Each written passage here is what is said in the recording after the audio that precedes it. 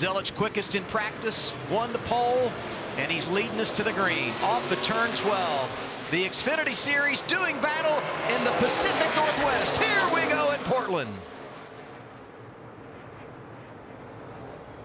Great jump by Zilic. Out of the restart zone and down into turn 1.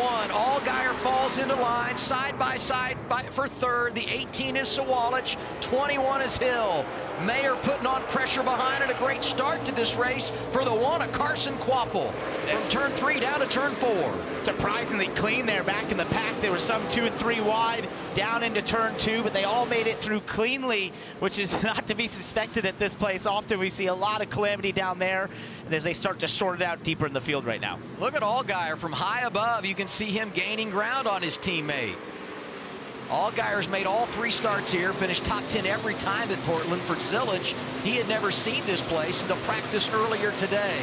24 Alonde out of line. Sheldon Creed trying to take advantage in the double zero as we go down the back straightaway for the first time. He's staying right with him, and this is actually really important for Justin Allgaier. It may sound odd for a guy of his experience level to maybe be able to learn, but he definitely can learn from that 88 in front of him who had a couple 10th gap in qualifying. What's he doing differently? You'll see it right now in real time following him this closely. You just don't want to be there too long. You overheat the brakes. You overheat so many parts of that race car falling in that dirty air, but it's a great learning experience to be right this close. But we know who the favorite is, and I love the idea of hanging his hip pocket and put pressure on this young driver, as if Zilic has ever felt pressure, right? I'm never surprised at the things Connor Zilic is able to do behind the wheel of a race car, as he gets a little bit of gap there as they went out of 3, now into 4 and 5. Start to see him stretching that a little bit, but I think it's definitely looking at how this race is sort of going to play out here, considering the breaks that we're going to have and non-traditional stops there. I think the situation for Allgaier is just trying to manage those rear tires and just stay within distance of the 88, understand what he's doing, and make sure that you can make adjustments for when you get to that pit stop. So many times when you race on a road course, strategy is the name of the game, and pitting before the stage is over to gain track position after everything cycles through at the stage. But as Parker said, it's different here. Controlled pit stops, there really is no opportunity to flip the stage. And so with that, it does change your mindset and the way you manage the race. And 3 equal stages, 25 laps, 25 laps, and 25 laps is the stage breakdown today. This is our Simply Safe onboard camera looking at Connor Zilic. Controlled pit stops was the term I was looking for. Thank you very much for that. Yeah, I was going to get there eventually, so wait, I think. You had an assist last week helping Zilic win. I had an assist for you this week. We're all working together. There's no checkered flag for you, though. And now just a couple laps in, we're starting to see that gap increase. And, when we look at these races by Connor Zilic on the road courses, what's been the most impressive is not just the single lap speed. It's been his speed over the course of a run and how he just does not slow down compared to the field. At Sonoma, when he and SVG were battling at the front midway through certain runs, they were more than a second faster than third place at times. That's just unbelievable pace difference, and we're starting to see that a little bit here already by lap 3. Unbelievable to me as well. He's going to places where he's never been. I referenced, first time he'd seen this place earlier today in practice. You think about the other venues that we've been to, so many of those he had never visited before, and if he had limited experience, but he picks it up so quickly and then pulls away from the field. As they come down the front straightaway, I referenced Dylan Welsh down in turn 1. I am jealous. You have a great seat, Dylan. Yeah, let's give the folks at home a sensory experience of what this sounds like and looks like from down here as the field works into 1. Here goes Connor Zilic right by us here to reach out and touch these cars. He's so smooth on entry into turn number 1. Everybody has been pretty orderly and settling into a nice rhythm here as the rest of the field works here through turn 1 and turn 2. Little side-by-side there. I think Nick Sanchez maybe got into the guardrail here. It is so tight down here, so easy to make mistakes, but so far so good. Everybody's made it through here cleanly. This is going to be a great vantage point all day long, and you reference Sanchez, and you see some lockup there as he goes into the corner. He was one of those drivers that had to drop to the rear after qualifying inside the top 10. And We saw him lock it up in his second attempt in qualifying the right front multiple times. Definitely flat spotted that right front tire, so dealing with that once again in terms of locking up there. That vantage point for Dylan is absolutely awesome. It's so amazing that you can go down there and be that close to race cars on a racetrack. He showed us in practice he could basically touch them if he wanted to. Thankfully, he didn't do that. I don't think that would be the smartest thing to do, but really cool that he's down there at a great vantage point. He gave a shot fake, and we're like, no, just don't even try. Don't do that. NASCAR will say, get him out of there. 19 is Jack Perkins. Talked during practice earlier today about the success of the 19 car here with the rotation of drivers over the last few years. Perkins has got an unbelievable resume and bringing some good things to that team. He's up in the top 10. He does, and he's had great speed in that car. We saw it at Chicago. Unfortunately, he was involved in an incident early, but definitely is adapted to these cars pretty quickly, you know, compared to Will Brown, who's a Supercars champion, who's struggled a little bit this weekend and today. You know, Jack has really taken to these well and has shown a lot of speed, and so what an awesome experience for him. I grew up watching him in Supercars, so it's super cool to see him over here in the NASCAR Xfinity Series and experiencing NASCAR racing. Won the 2015 Gold Coast 600, did Perkins. And he's one of 3 Joe Gibbs Racing Toyotas in the top 10. In fact, right now racing with his teammate, Brandon Jones, locked into the playoffs. That fluorescent number 20 got a win at Darlington and looking pretty good early here in Portland. Brandon's putting a little bit of that pressure on him. You saw Jack have a little bit of a wiggle out of turn 7. That's one of the things he and Will Brown are probably having to deal with the most in terms of learning, is just how quickly the rear tires in these NASCAR Xfinity cars will start to fall off as you get heat put through them. As you put laps on those rear tires, it starts to lose that drive off and rear grip, and it's something that's just unique to these NASCAR Xfinity cars. Back to Dylan in turn 1. And I've gotten braver. I've moved a little further around the corner here, so these guys are basically coming right at me here. The thing I'm noticing, Zillage is going through here and really just kind of cruising. Sheldon Creed smoking the right front, by the way, right behind us here. Zillage is going through here and carrying so much more speed on entry and into the center of turn number 2 than just about everybody else. I think that's referenced by the gap and how it's extending. You can hear so much down here and see just who is carrying speed. This is a great vantage point, Parker. I know you would love this standing down here. You really get a good idea of who's hustling the car and maybe who's even overdriving it too. I think the only way you can be closer, Dylan, is actually stepping onto the track. So don't do that. That's awesome. And I love that it's not just what he's seeing, it's what he's hearing. Oh, yeah. It speaks to what a true racer Dylan is. Change for the 9th position, Brandon Jones around his teammate. Restarts and starts going to be big here today. And the start of this event big for Connor Zillage to get ahead of the curve and take the lead. He's the man in charge. We're underway, 5 laps in at Portland International Raceway.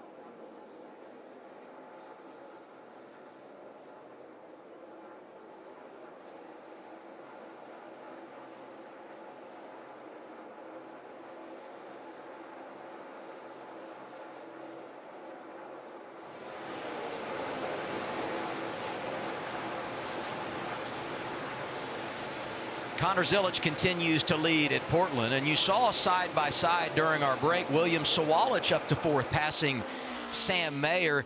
You know, Sawalich is one of those young drivers making waves in the Xfinity Series this year. William races with the support and partnership of Sound Gear, which specializes in advanced hearing protection for high noise environments, which is a perfect fit for NASCAR, where hearing protection is critical in the car, on pit road, even in the stands. You can check out soundgear.com to learn more about their great products. Stat line looking really good for driver 18. Very good. We've also got a car stopped over in turn 12. He's going to get going. That was Garrett Smithley over there. We saw cars there all day long. Based on what we saw in practice, I feel like we're winning right now. I know. Or the drivers are anyway. I'd say at least 90% of the cars went off there in practice. It was complete mayhem all the time. So we'll take a look back here. That's pretty typical. You get your right sides in the dirt, shoves off. It almost develops a rut behind that curb and sort of forces the car off the racetrack. And once you have that dirt in your tires, there's just no grip whatsoever. We saw this so often in practice right here. Many cars gone through a ride. They won't have to mow that grass for a long time because all the cars are torn up and turned it into dirt. We've said forever in NASCAR, cautions breed cautions. I would say when it comes to 10 and 11 here at Portland, going off track kind of breeds going off track, because you knock all that dirt up on the racing surface and it makes it even more treacherous and slick for those that come from behind you. Right, and that's the thing we saw in practice, is it just kept getting more and more dirt there, and drivers one time would go through and there'd be grip, and the next time someone had laid a bunch of dirt and there was no grip, so you just didn't know what you had. As we take a look at Nick Sanchez here, who started back in the back of the field, was forced to go to the rear for unapproved adjustments after qualifying. He has flown through the field, now up to 18th. Great speed for Nick. He was really fast in practice early on, but they had an axle break after 4 laps, so it's been a tough day, Dylan. Yeah, and because of that broken axle, they didn't get a chance to basically do a mock qualifying run like most of the rest of the field did. And they were still able to qualify 7th with the car that Nick didn't really know what the limit was. So I talked to Patrick Donahue a bit ago, and he said, that pretty much told us we've got a really good race car. It's just going to be on Nick now to get it done. There's not really anything from a strategy standpoint I can do to help him. He's got to just drive it. So Sanchez doing his job right now here in the early going, up about 15 spots. Well, and you know, he won the race at Atlanta, which is the highlight, no doubt, but he followed that up with top 5s on the road at Chicago and Sonoma. So he is very capable when it comes to road racing. 100%, and he's shown great pace, and I think, you know, coming to this season, it was sort of a question, what was his prowess on the road courses? He's answered that by being very fast and having great finishes for sure, and he definitely got a lot of those passes done early, which is what you need to do here, considering that we have the controlled pit stops. He's just got to take advantage when the cars are bumped up and pass as many as he can, and he's done that, which is awesome. Look at our bumper. We're registering the gap to the next driver in line. So Zilich has a 7-second lead, but you can see the small margin from Allgaier to Hill in 3rd, and visually you just see it on track. Hill is there, and that position is big as you start talking about that regular season championship. Allgaier came in 3 points in front of Zilich. Right, so every position here matters in these stages. Austin Hill is getting closer and closer to Justin Allgaier, and if you look at our lap times the last couple of laps, if you looked at Justin Allgaier, Austin Hill, and William Sawalich, they're very evenly matched. It's just that 88 car that's been a bit faster than all of them consistently lap after lap, but these 3 cars that are 2nd, 3rd, and 4th. Oh, as I say that, I jinxed him. And Sawalich was up to 4th, and look at him driving by. He's going to fall outside, maybe not the top 10, but he's going to, oh yeah, he is. He's going to go outside the top 10 here. As we go on board his Toyota onboard here, he's going to be kicking himself a little bit, right? In the position he was, the positions he had made up, great qualifying effort. Same thing we saw from the 14. Gets away with it a little bit better, but still, once you end up in this grass, it's downhill. It's sort of sloped away from the racetrack, so you just can't get the grip, and he loses an eternity of time, it will feel like, to get back to the asphalt and get accelerating again. And there was a lap car in there, so I beg your pardon. He didn't fall outside the top 10. So Sawalich back to 8th now as you go on board here.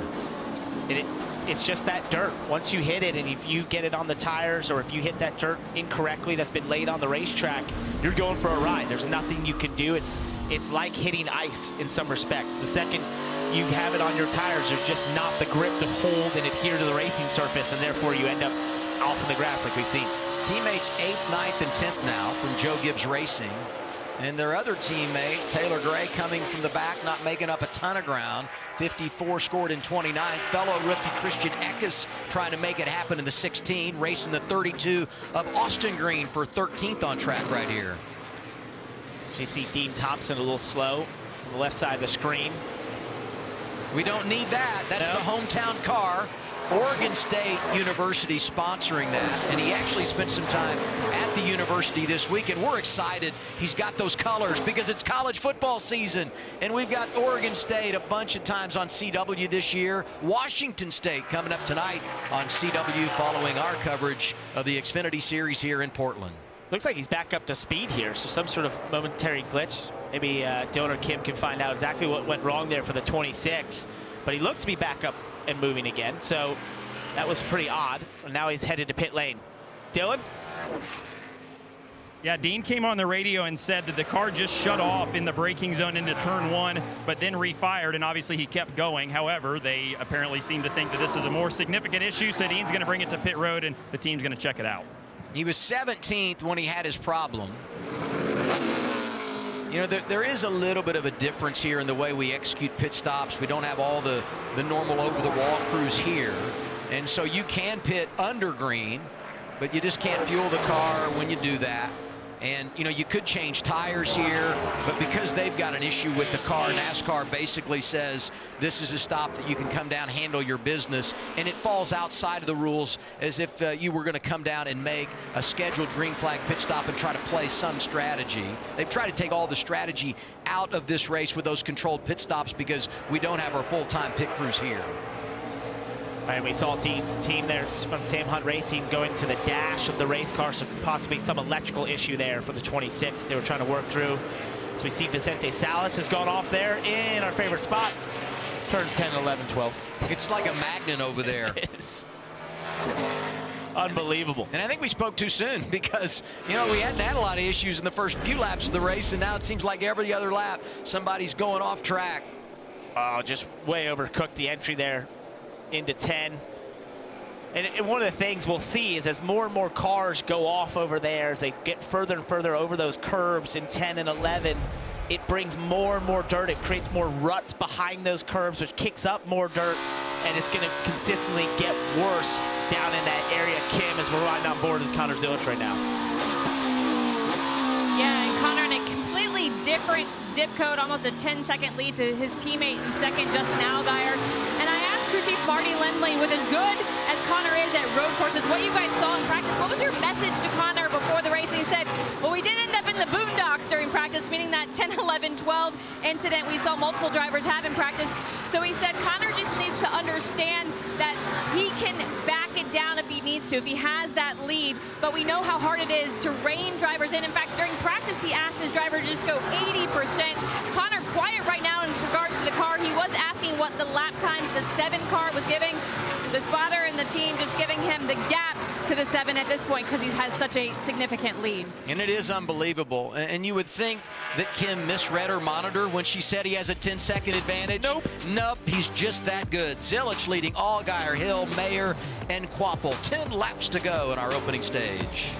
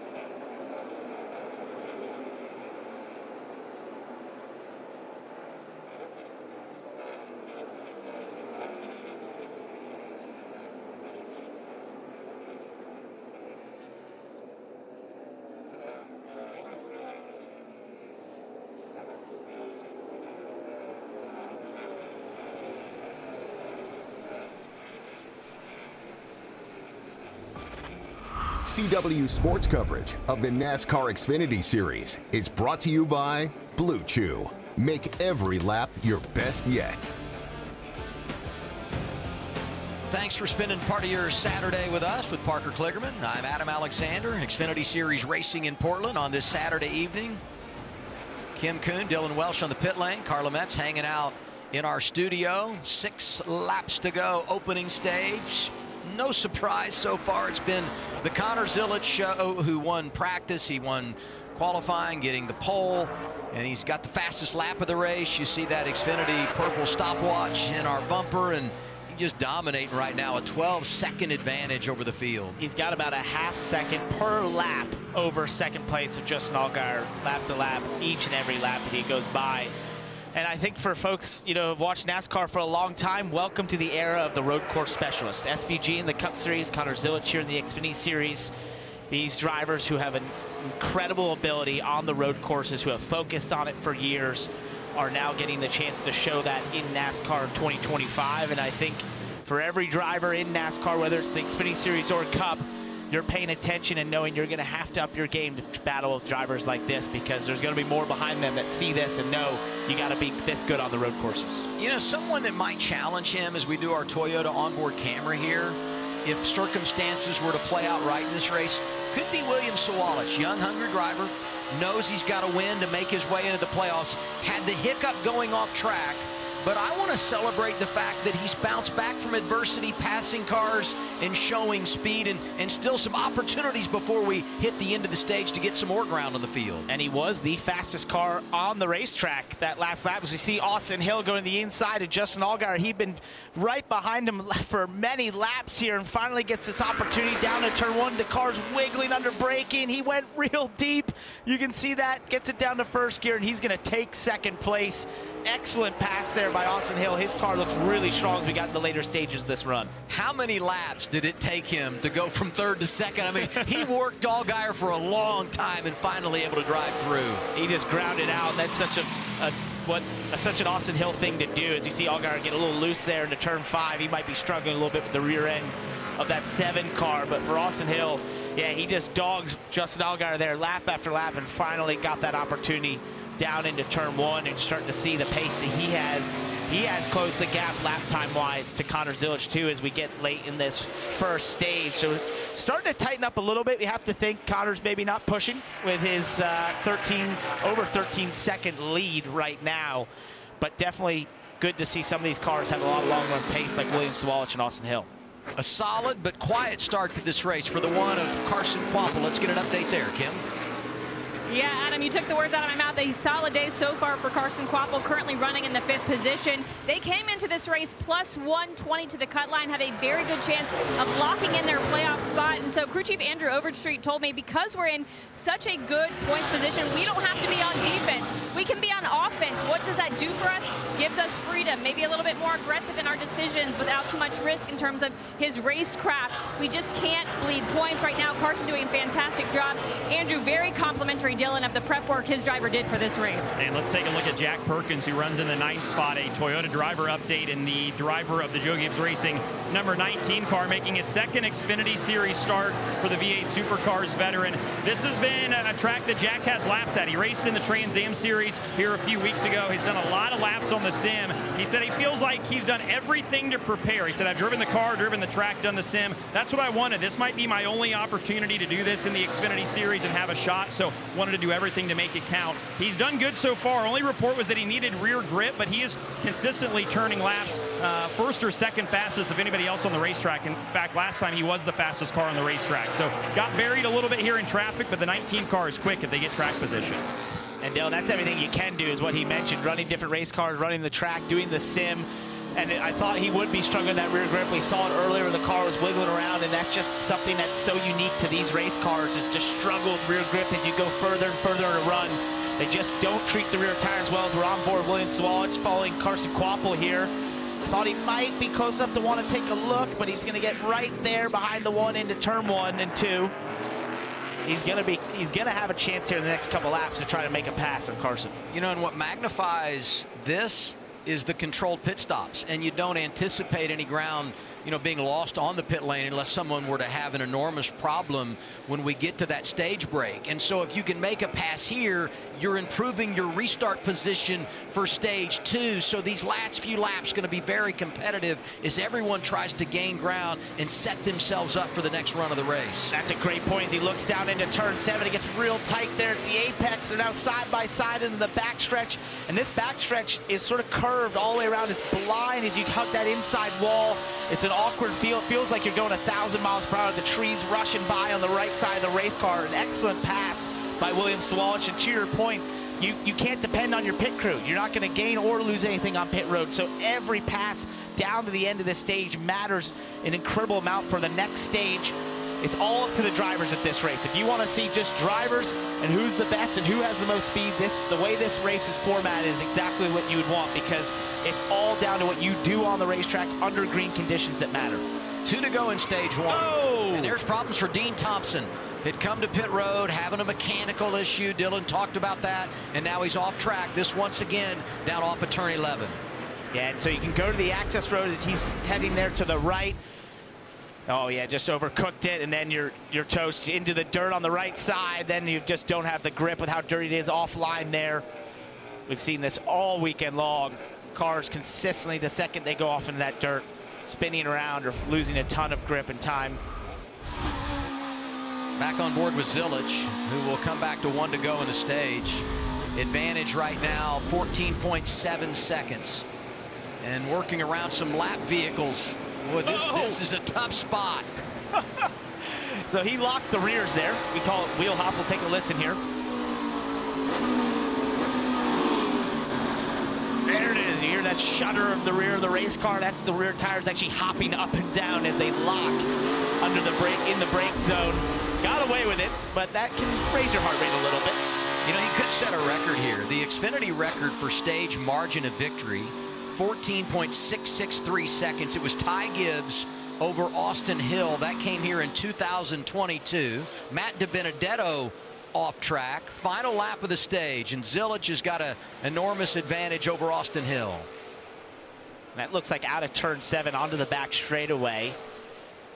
Sitting there, so we'll have to take a look as we get a replay.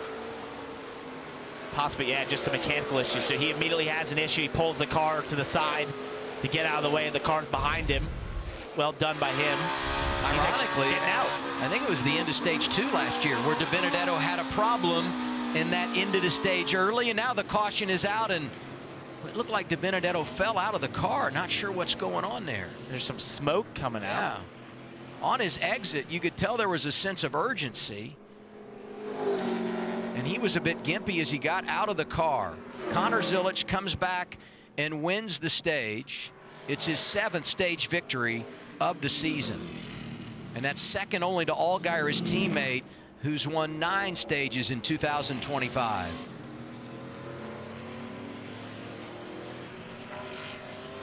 As we see Matt here, potentially his foot, an issue with his foot there. These race cars can get very hot down in the footwell, especially if there's not good heat shielding. That was just scary. Yeah, and he was definitely breathing heavily, so we'll have to find out more about what happened to Matt DiBenedetto the night 9, but definitely the heat in these race cars can be no joke when it's not correct. Top 5 in the stage: Zilich, Hill, Allgaier, Mayer, and Sawalich. And that's big when you talk about the regular season championship. Zilich gets a couple of points on Allgaier. Back to Portland in a moment on the CW.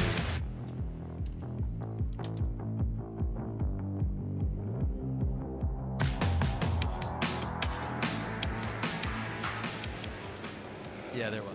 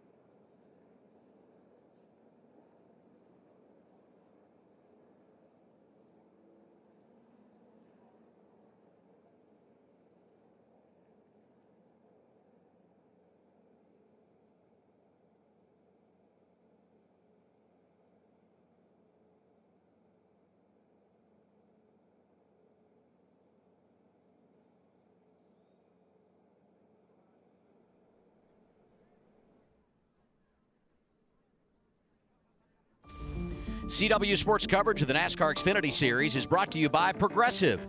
Save when you bundle home, auto, and motorcycle insurance. Visit Progressive.com. Toyota, let's go places. And by Golden Corral.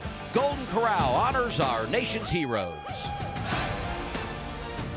Stage 1 complete. NASCAR Xfinity Series racing for the 4th time in Portland, Oregon. Connor Zilisch gets the victory. And we remind you of this, the fastest growing cable network in all of television is News Nation. News Nation respects all Americans and is news for all Americans. To find News Nation on your screen, go to newsnationnow.com. We've been talking about the pit stops, and we don't have our normal pit crews here because the Xfinity Series came west by themselves this weekend. So we've got controlled pit stops. Everybody comes down pit road, and once all the cars are there, NASCAR will open the pits for crews to go over the wall, do the service. It's a 3-minute break for everybody to get their work done. The only way you would lose a position is if you don't get your work done within that 3-minute time frame, or there were to be some other penalty. And as we said, the clock won't start until all cars are stopped on the pit lane. You can only fuel during the stage breaks, taking out really much strategy at all. And you can't change tires at the same time you're adding fuel. So just a little bit of a different procedure this weekend on a standalone for these NASCAR Xfinity teams. And here they come down the pit road now. And if you're a team that's historically struggled on pit road in terms of having a fast enough pit crew, it's an opportunity in some respects. If you're a team that has a really fast pit crew, you wish you had the opportunity to use it right now. You know, that's sort of the difference in what opportunity this presents for some of the teams. But it's definitely the fairest way to do this, considering this race being all the way up the Pacific Northwest and most of the Cup pit crew teams all in Darlington. Let's get some updates down to Progressive Pit Road and Kim. Yeah, we'll start with leader Connor Zilisch. He's got the pace, could use a little more from the car. Said little drive off later in the run is what he was missing. Little free there at the end, just a very small adjustment. Not much though in terms of changes for the 88 of Connor Zilisch. Running in the 2nd position, Austin Hill. This team looking for momentum right now. They would have it if they finish where they're running. That's 2nd. He said he fired off slow as the air pressure built up, but then by the end of the run, he was starting to lose rear drive off. The 88 could get pointed and throttled down sooner. By the time I got by the 7 is what Austin said. He was like, I was pretty much used up much quicker once I got around him. They'll make some small adjustments, and then you just saw the 7 of Justin Allgaier just struggling in the corner, tight apex, lacking rear lateral. They'll make an air pressure adjustment, and Justin asked what I think everybody wants to know. He said, we made gains from practice, but Dylan, he said, I'm trying to figure out what the 88 is doing to be so fast. I think that's the question that everybody has so far here, as Zilisch has been good. The Joe Gibbs cars that started at the front of the field have been good as well. Brandon Jones here in the 20, finished in the 8th spot. His only report was that he was a little bit snug the first couple of laps and felt like he was chattering the tires on entry. They think that was maybe just due to the air pressure being too high at the start of this race, so they'll adjust that. And they discuss a chassis adjustment as well, which you see happening there with the wrench in the back window. For his teammate William Sawalich, finished 5th at the end of that stage. His report was just that he was a little bit loose and then that he was losing left rear lateral grip as the run went on. But crew chief Jeff Mendering really complimentary of his driver. Remember, he had that off-track excursion, fell back to 8th, but didn't lose his cool, kept his head on straight, drove the car back to 5th. I think they're really happy with the car they've got, and their driver's done a pretty good job here too. I would say the off-road excursion can knock your confidence. The comeback can help your confidence. We'll see how it nets out. Stage 2 coming up on the CW.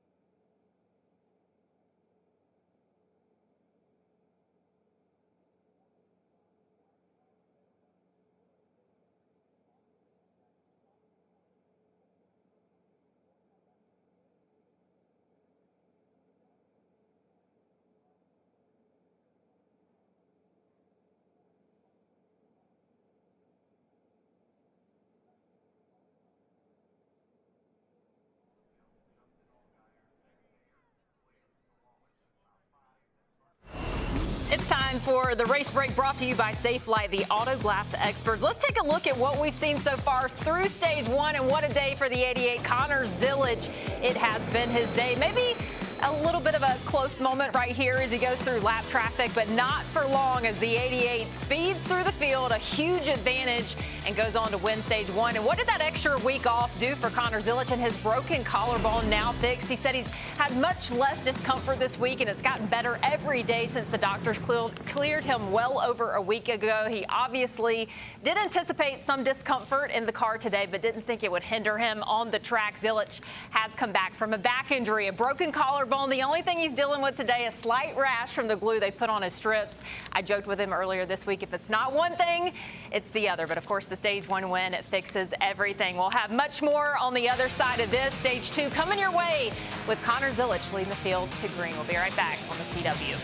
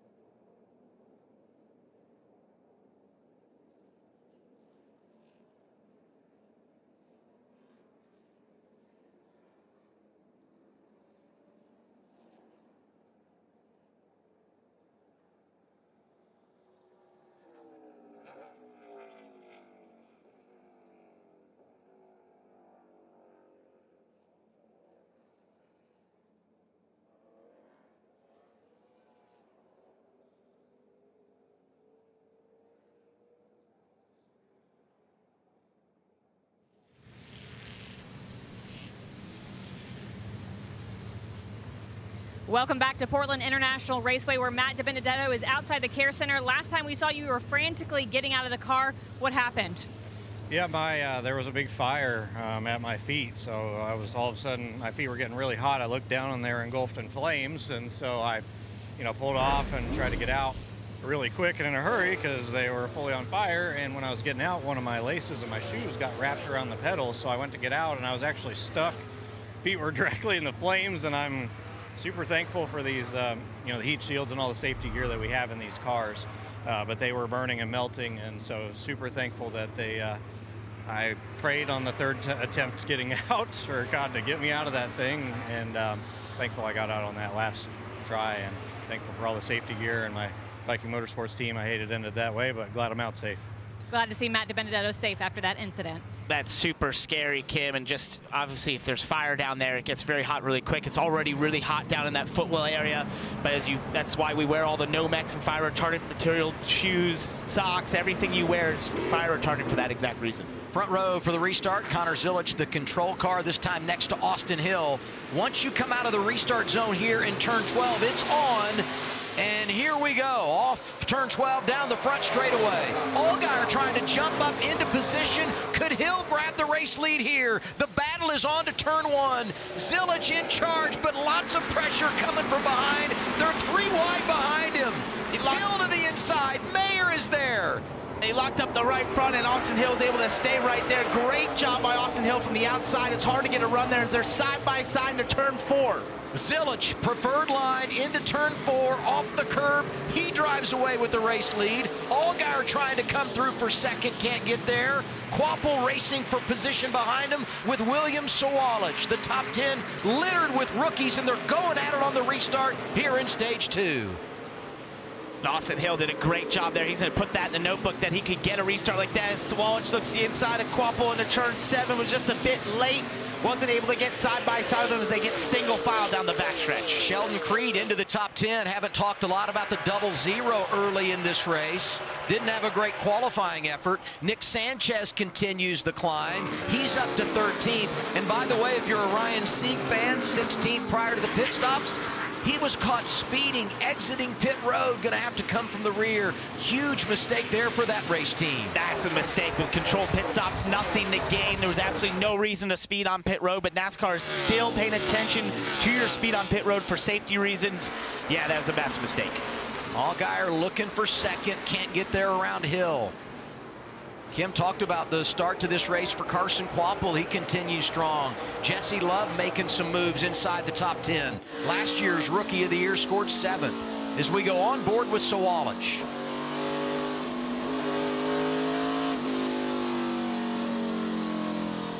Talk about the sense of urgency. The stages are already short at only 25 laps, but that's going to be magnified in the second stage and the final stage because of the laps you lose on the front end with the pit cycle and all of that. So it really turns up how much time you have to get your work done. You just got to go after it. And this is the easiest time to make a pass when the tires are fresh. You have all that grip. The cars are bunched up. You want to try and slot into a position, gain a position or two if you can, because as this run goes on, you'll start to see the field stretch apart, and it's harder and harder to make headway, especially at the front of the field. You want to get it done early on a restart, and I think for a lot of these drivers who saw what happened down to turn 1 and how vulnerable the 88 was into turn 1, that could open up the opportunity on the next restart, on subsequent restarts, and especially the next stage. You know, and if you're Zilich, you want the fewest restarts possible because there are so many games that can be played here the way it works. And you start showing your hand, you run out of tricks. And the other thing I would say, important for Austin Hill to stay second in this stage so that he gets another crack at him from the front row because he can manage it maybe a little bit differently next time. Definitely. He definitely noted how close he was able to stay, even though that outside is certainly at a disadvantage, just distance around that final corner where they are in the restart zone, but he was able to side draft the 88 and match him under braking down into turn 1, so that was very impressive, and I think it's something that he knows if he can just do even slightly better, he could be at the lead of this race. I guess I should say ultimately he wants to go up and get the lead. Why would I want to say he stay in second? We got to be realistic here, and the 88 out front has just been electric in this race, and so just maintaining position here and giving yourself a chance on a restart is probably the most realistic goal. And look back outside the top 10. When we talk about Sanchez, Jeremy Clements there in the 51. You got Jeb Burton in the 27. Anthony Alfredo in the 42 flashing up there. Several drivers inside the top 15 getting it done as we get a report from Dylan. Yeah, and let's talk about Jeb Burton, who runs in the 16th position. Reported that he basically just was battling some rear grip. That sounds like exactly everybody else here in this field so far. But the biggest thing that they've stressed to Jeb all day today, just stay on the racetrack. I just talked to Jordan Anderson, who's the car owner for this group, and he said the same thing. He said the track's already dirty, as we've seen from some of these shots, makes it an issue. But this is exactly the kind of day they need when the 25, who you see here, who has not made a ton of progress from the back of the field. So they were ahead of them there. They'll be even further ahead now as Burton goes around. You know, I was just going to say, Harrison Burton doing what he needs to do up to 20th from the back, and now this. That's exactly what he did not want to have happen. All he has to do is have a solid day today and just keep his cousin there in check, just keep him in visual sight, and you've done just fine going into Gateway next week to make it in the playoffs. Having a spin there Now he's gonna have to try and march back through this field again. Just made the day a lot harder. And there you see the advantage now at the cut line. Came in at plus 36, did Harrison, now plus 21. I will say this, though, as you talk about those two drivers there at the cut line, these are big starts for them. Career start 200 for Jeb, career start 100 for Harrison Burton, who got a little nudge there as he came to turn 2. That was Will Brown there in the 11 for Colleague, the Supercars champion from last year. Just sort of underestimated how the checkup was of all the cars in line there and ran into the left rear of Harrison Burton there and spun him out. 7 laps in to our second stage at Portland. Zilich, Hill, Allgaier, Mayer, Quapple, your top 5.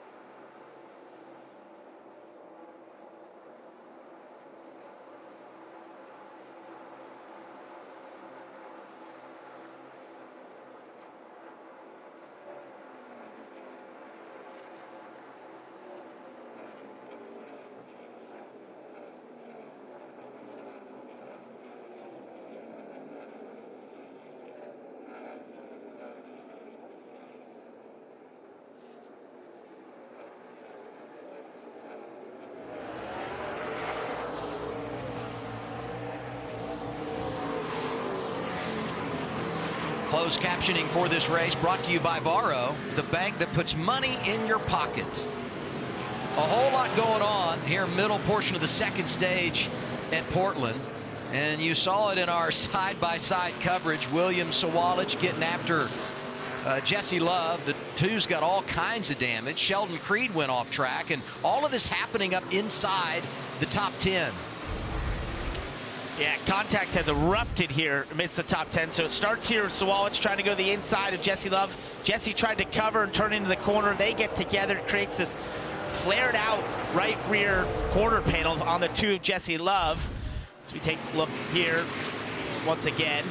So they went off the braking zone, sort of a late move, and Jesse was sort of doing his normal turning, but also covering a little bit. Then they go off into turn 4 as Jesse's trying to recover from all this. And that's when Jack Perkins doors the 00 of Sheldon Creed, who goes off in the grass a little bit. Full contact suddenly here at stage 2, going after it. When Sawalich got together with Love, they were racing for 6th on track. The other thing you got to say is the outstanding job that Love did reacting to it and then going through the A-frames, which is the way you pay your debt to NASCAR if you miss turn 1. Here's Kim. Yeah, and they told Jesse it wasn't your fault the 18 missed the corner and just used you to turn. Right rear fender obviously junked, but they're telling him to keep focused. There's no tire rub, so their plan is to fix it at the stage 2 break. Just again, trying to get Jesse to focus, but maybe double trouble for the RCR cars. You see Jesse's right rear fender. Well, what about Austin Hill? He's complaining of his shifter jumping. Lap 30-31-ish, he came on and said the shifter jumped out of gear. Seemed to be okay after that, but then lap 32, it jumped out of gear again through turn 10. So, Parker, how worried would you be if you're Austin Hill? Well, considering the history of the RCR cars and transmission issues at road courses, I'd be slightly worried if I'm sitting on that pit box, because they've had this before where they've actually lost gears. I've experienced it in the last couple of years of driving cars from Welcome, North Carolina, with the transmissions. Now, hearing that it's happening in turn 10, sort of what we're seeing there with where cars go off the dirt and create ruts as we watch the 48 Nick Sanchez go down the inside here into turn 1. Oh, it misses the corner there. He's going to have to go through the A-frames. One of the things that happens over in turn 10 is there's a rut behind the curb, and if you hit it too hard, it will knock the car out of gear. I had that exact thing happen to me last year in this race at times. So he's just going to have to be more careful of how much he goes over that curb in turn 10, and hopefully not a more terminal issue for Austin Hill with the transmission. This has been a very eventful second stage of the race. Really good racing all over. You had the incredible restart when they were dogging Zilich at the front. Ultimately, the 88's able to get away, and he continues to dominate this race. And we need to touch on, Christian Eckes, who's been a really good road racer this year. 3 top 5s in his rookie campaign. 2 of those have come on the road, and here he is inside the top 10 and trying to take advantage of that damage number 2, and he might just do it down to turn 10. Oh, this is going to get real tight. Oh, for Jesse's off there. He's able to keep it on the racetrack. He is. Good job with that, but he's going to lose more positions here, and he's just in damage control at this point. With the damage he's got there, pardon the pun in some respects, he's got basically a parachute down the straightaways at the right side of that race car, slowing him down. It's making him vulnerable to all these different cars who are able to get by him right now, so he's just going to have to try and limit this damage on the racetrack as much as he can until they get to that stage break and they can work on that quarter panel. Frustration for the crew chief, Danny Stockman, who can do nothing about it until we get that stage break. You definitely aren't going to pit under green unless it's an absolute must.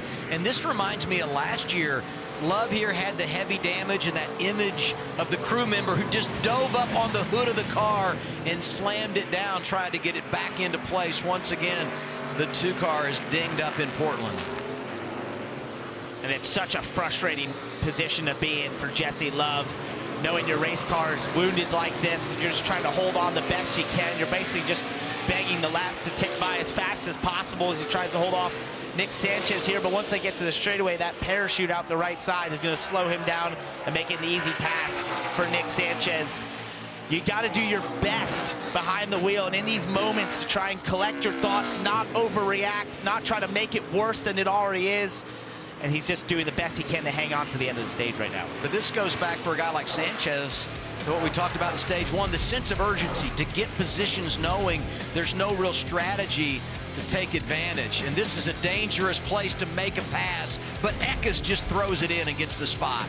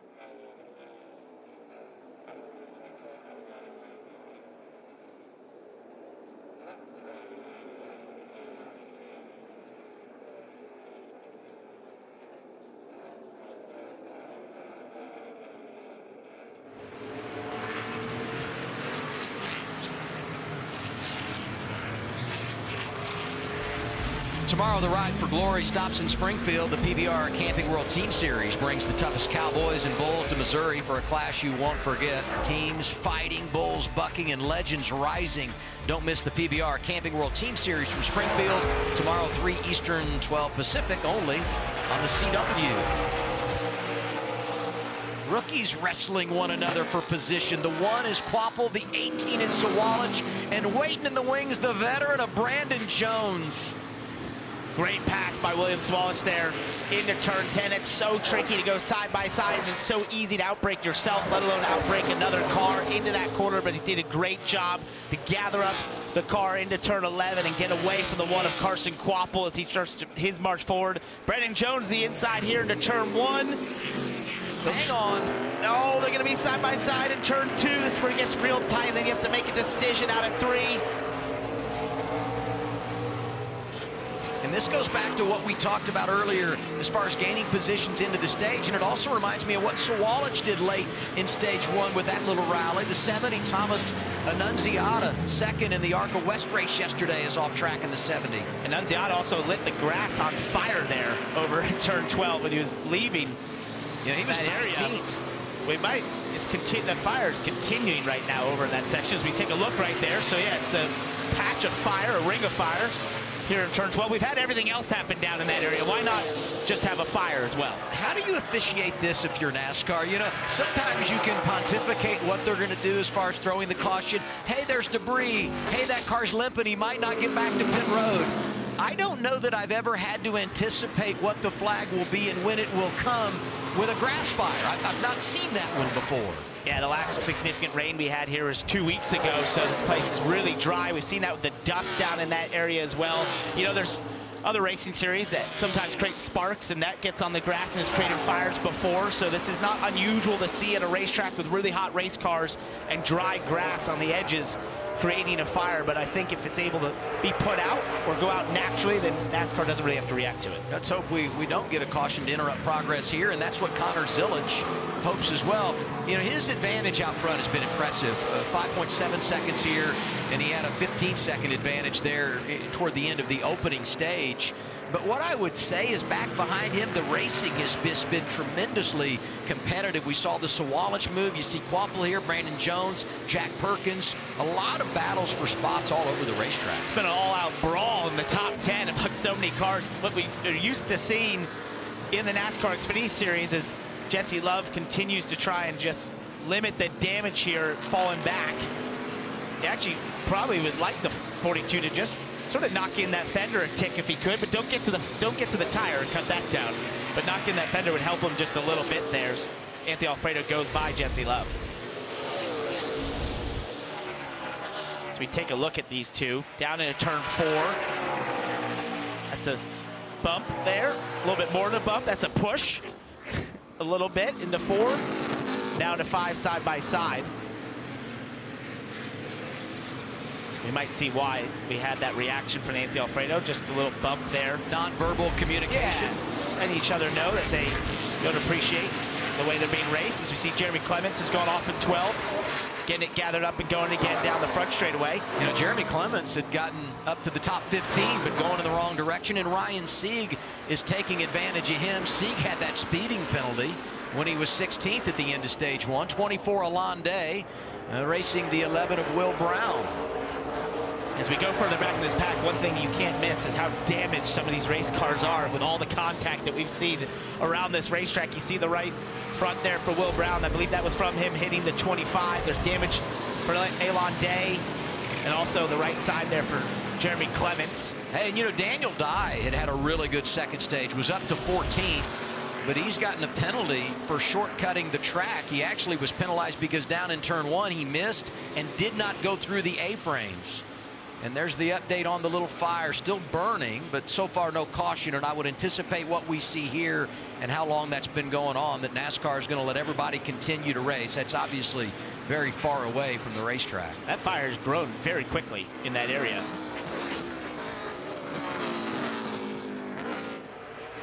Back to that battle for 6th, Quapple and Jones, Jack Perkins.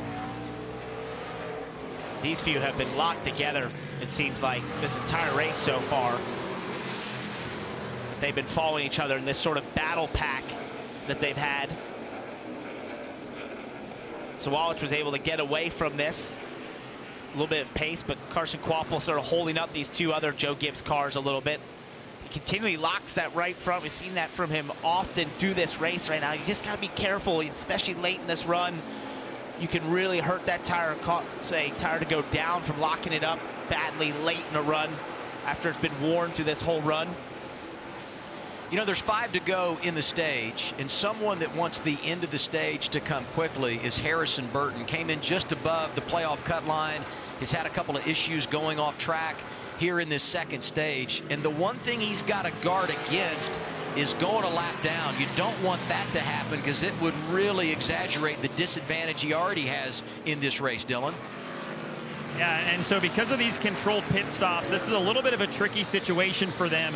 The rule is if you pit under green here from yellow line to yellow line, it's basically the start of pit road to the end of pit road, you cannot change tires and complete your service faster than 63 seconds. That's the rule this weekend, 63 seconds minimum. So the team had done the math, and they said that if they had done that, if they brought him down to change tires because he had those 2 spins and I think kind of messed up the tires a little bit, they were going to lose a lap without a doubt. So they opted to keep him on the racetrack as we see Joey Hand doing an off-road excursion here. Back to the 25, though, of Harrison Burton. So they weren't going to come down pit road and change the tires. Now, basically, for the last, probably 10 laps or so, they've just been giving him minimum lap time, the time that he has to hit to stay ahead of the 88 of Zilic. So it's sort of a race against the clock, but yeah, Adam, they definitely would love to see the green and white checkered here to conclude this stage and stay on the lead lap.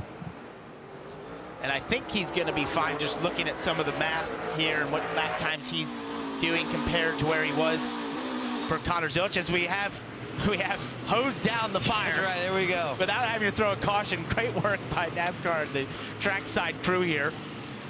I don't think they were probably expecting to have to do that. Right. But they reacted well.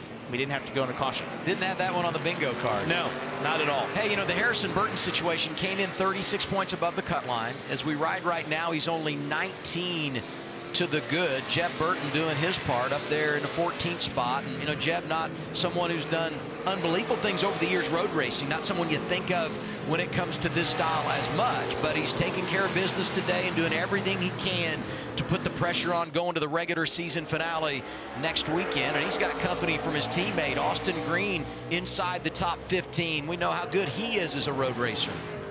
We had heard earlier in the day that this is Jeb's favorite road course that he comes to, so to have an outsized day when he needs it most, with Harrison struggling, this is a big day for him. And just being in the top 15, I feel like for him on road courses should be where he aims to be, and that's exactly what he's doing today. And that's a great day for Jeb, and it's exactly what he needed, a day where he could eclipse the run of the 25, have a big gain like he's having right now, but he's got to finish it out as this battle continues. Carson Kvapil on the outside of turn 12. It can take forever to make a pass here. Jones has just worked over the young driver Carson Kvapil, and finally Brandon gets through for 6. Jack Perkins taking a peek into turn 1. 2 laps to go, second stage at Portland. Jack's not quite able to get there, and I believe Carson is going to be begging for some changes as we get to this break here, the end of stage 2, to that race car. Most likely needs some drive off in the rear right now. Just looks like he's struggling on the X of the corners, just struggling with lateral grip in the rear of that race car right now. You can see it sliding around at times. He's going to welcome the end of this stage. I'll tell you, though, for a driver that didn't grow up doing the road racing thing, he has adapted really, really well as Carson Kvapil in his rookie season. I go back to Circuit of the Americas when he went toe-to-toe with his teammate Connor Zilic and ultimately cut a tire and wasn't there at the end. And, you know, the last few weeks he's performed and put himself in a position to clinch a playoff spot here today. Kvapil hanging on to an ill-handling race car late in stage 2. 7th right now. We'll come back to 1 to go.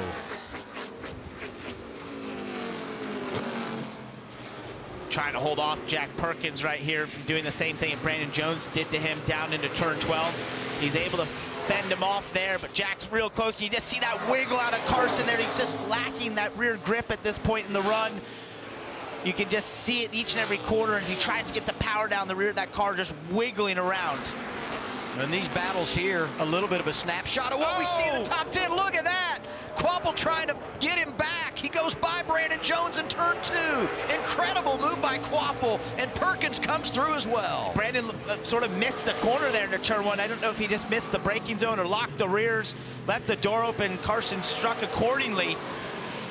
What a move by Carson Quapple there to get by him and hold off the 19 of Jack Perkins. I was just going to say, these three racing a snapshot of what we see in the top 10. When you look at the rundown ending the stage, 4 JRM, Junior Motorsports Chevys there, and 3 Toyotas from Joe Gibbs Racing. And leading the pack, Connor Zilich, who's just been remarkable today. Started on pole, he's led every lap, and he's going to get out the broom and sweep the stages. 88, dominant so far here in Portland. Stage victory number 8. Just incredible. And he's got those 20 stage points and will take over the regular season lead in this exchange with Allgaier to end stage 2. And we come back racing for 6th. It's Quapple in front of Perkins and Jones. But boy, did that trio put on a show to end our second stage. Great job by Carson Quapple there to recover, to not overreact when he was struggling, and to strike when the 20 made a mistake to get 6th in that stage. He can be really proud of that stage. How about the 2 rookies that don't give up? Sawalich lost some ground in stage 1, comes back. He's now 4th. Carson Quapple, who lost some ground and comes back. And the driver that doesn't need to come back because he spent the entire afternoon out front. Connor Zilich doing it again on the road, this time getting it done in the Pacific Northwest. He swept the stages here in Portland.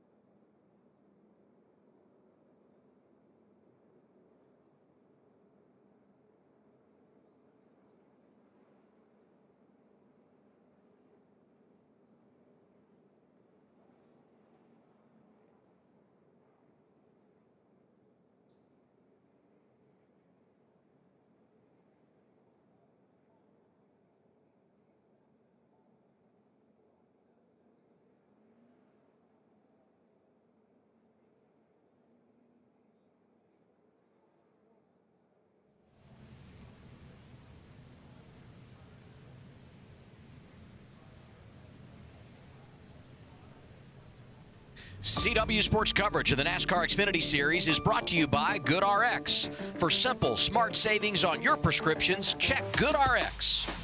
And by Credit One Bank, NASCAR American Express Card.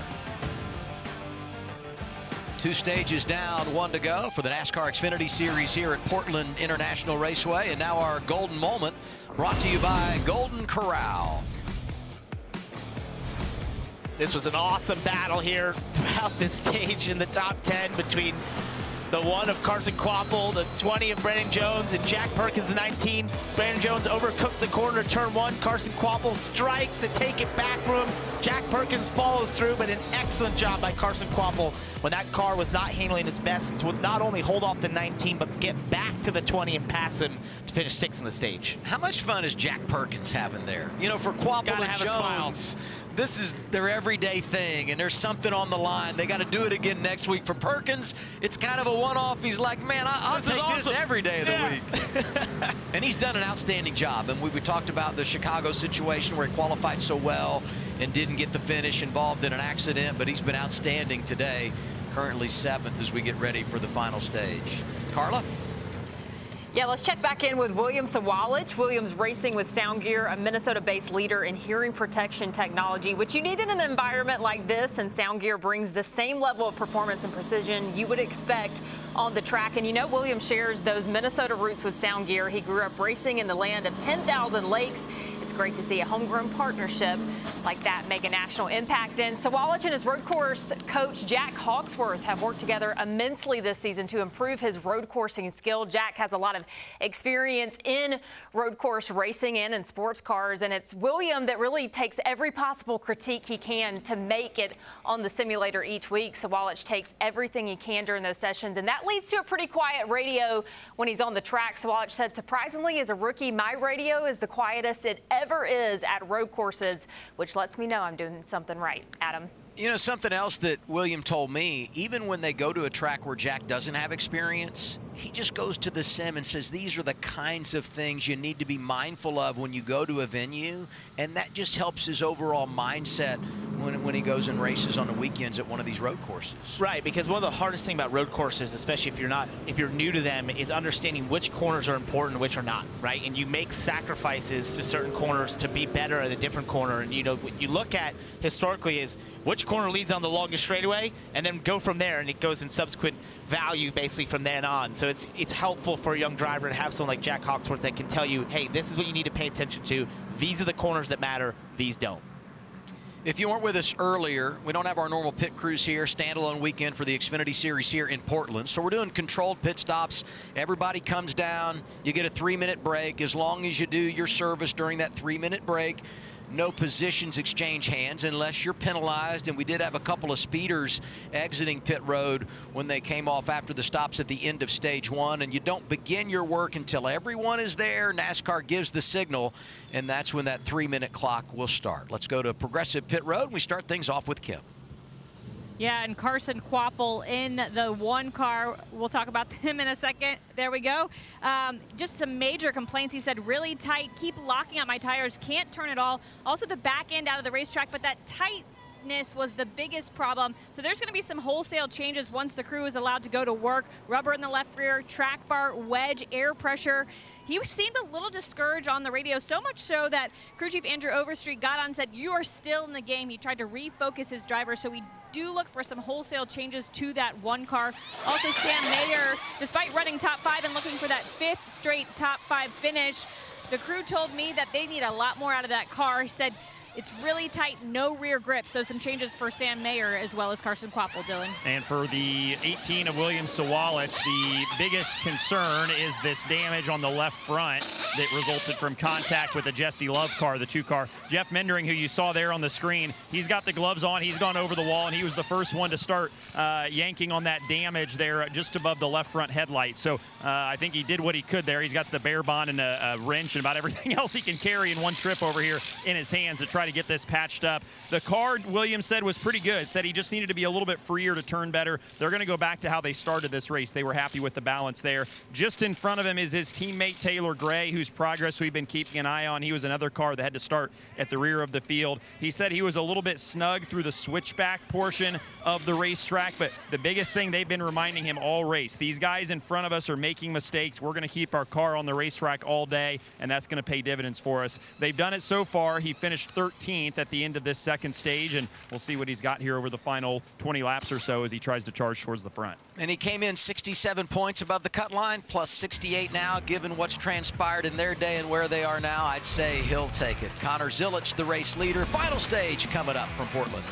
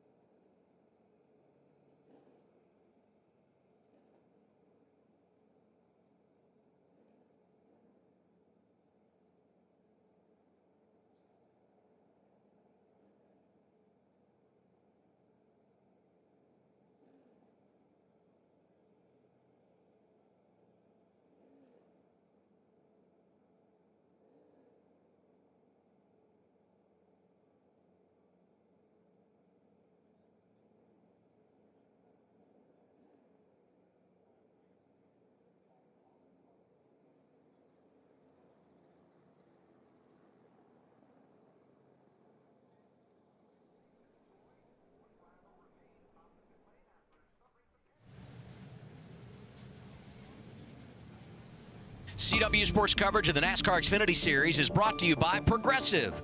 Save when you bundle home, auto, and motorcycle insurance. Visit Progressive.com. And by Toyota. Let's go places.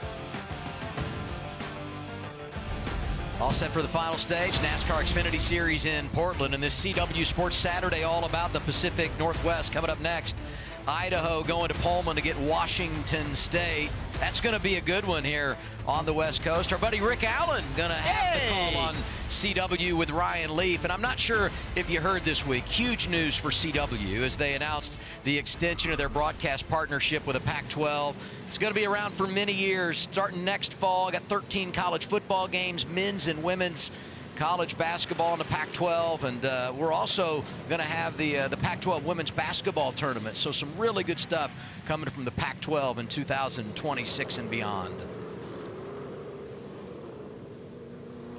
And now we talk about Connor Zilic, who has led 52 laps, all 52 laps in this race. He goes to 5th on the all-time list when you talk about laps led in the Xfinity Series on road courses. He's done it in 7 starts, and here's what's remarkable. He passes Kyle Busch today, who has 18 career starts. And when you look at the list and who he's around, just remarkable what Connor has been able to do. It's incredible. And a reminder, he's 19 years old, headed to Cup. And there's a reason why. These sorts of stats and the records he's breaking, it's just, we've used this term all year. He is a generational talent, and that is not an overstatement. And I would say that, you know, with every victory, maybe you add pressure because the expectations continue to go through the roof, especially on the road, but he just continues to deliver.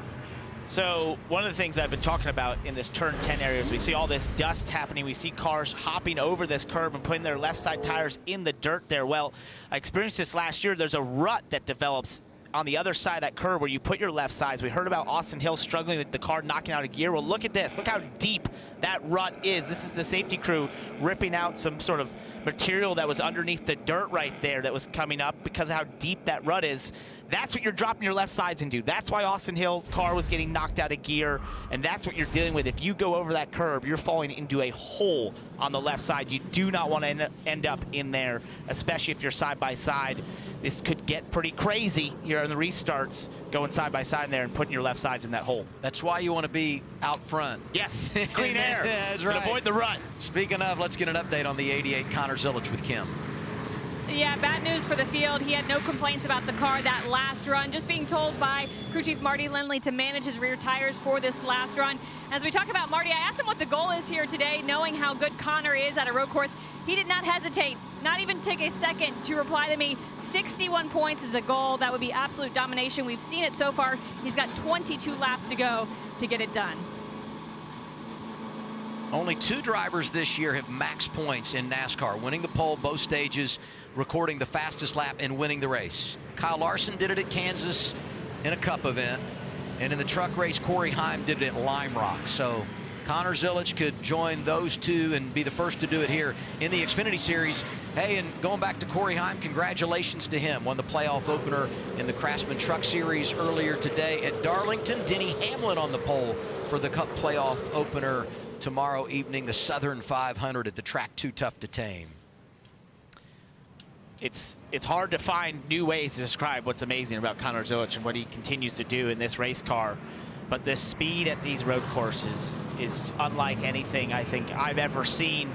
I've been in NASCAR since 2009, and it just continually surprises me at certain points of the race where I think maybe he shows some weaknesses. He quickly erodes that and shows, nope, I'm just maybe taking care of the race car, that sort of thing. So this restart, though, this is going to be important. If you're Austin Hill, if you're Justin Allgaier, if you want a chance at Connor Zilic, your best opportunity might be right now on this restart, getting ahead of him. They stayed close to him on the last one. What can they do this time? And the restart zone, we remind you, is in a tricky spot. It's right at the exit of turn 12. And once you get out of the restart zone, it's on down that front straightaway. You don't have to wait till the start-finish line to get out of line.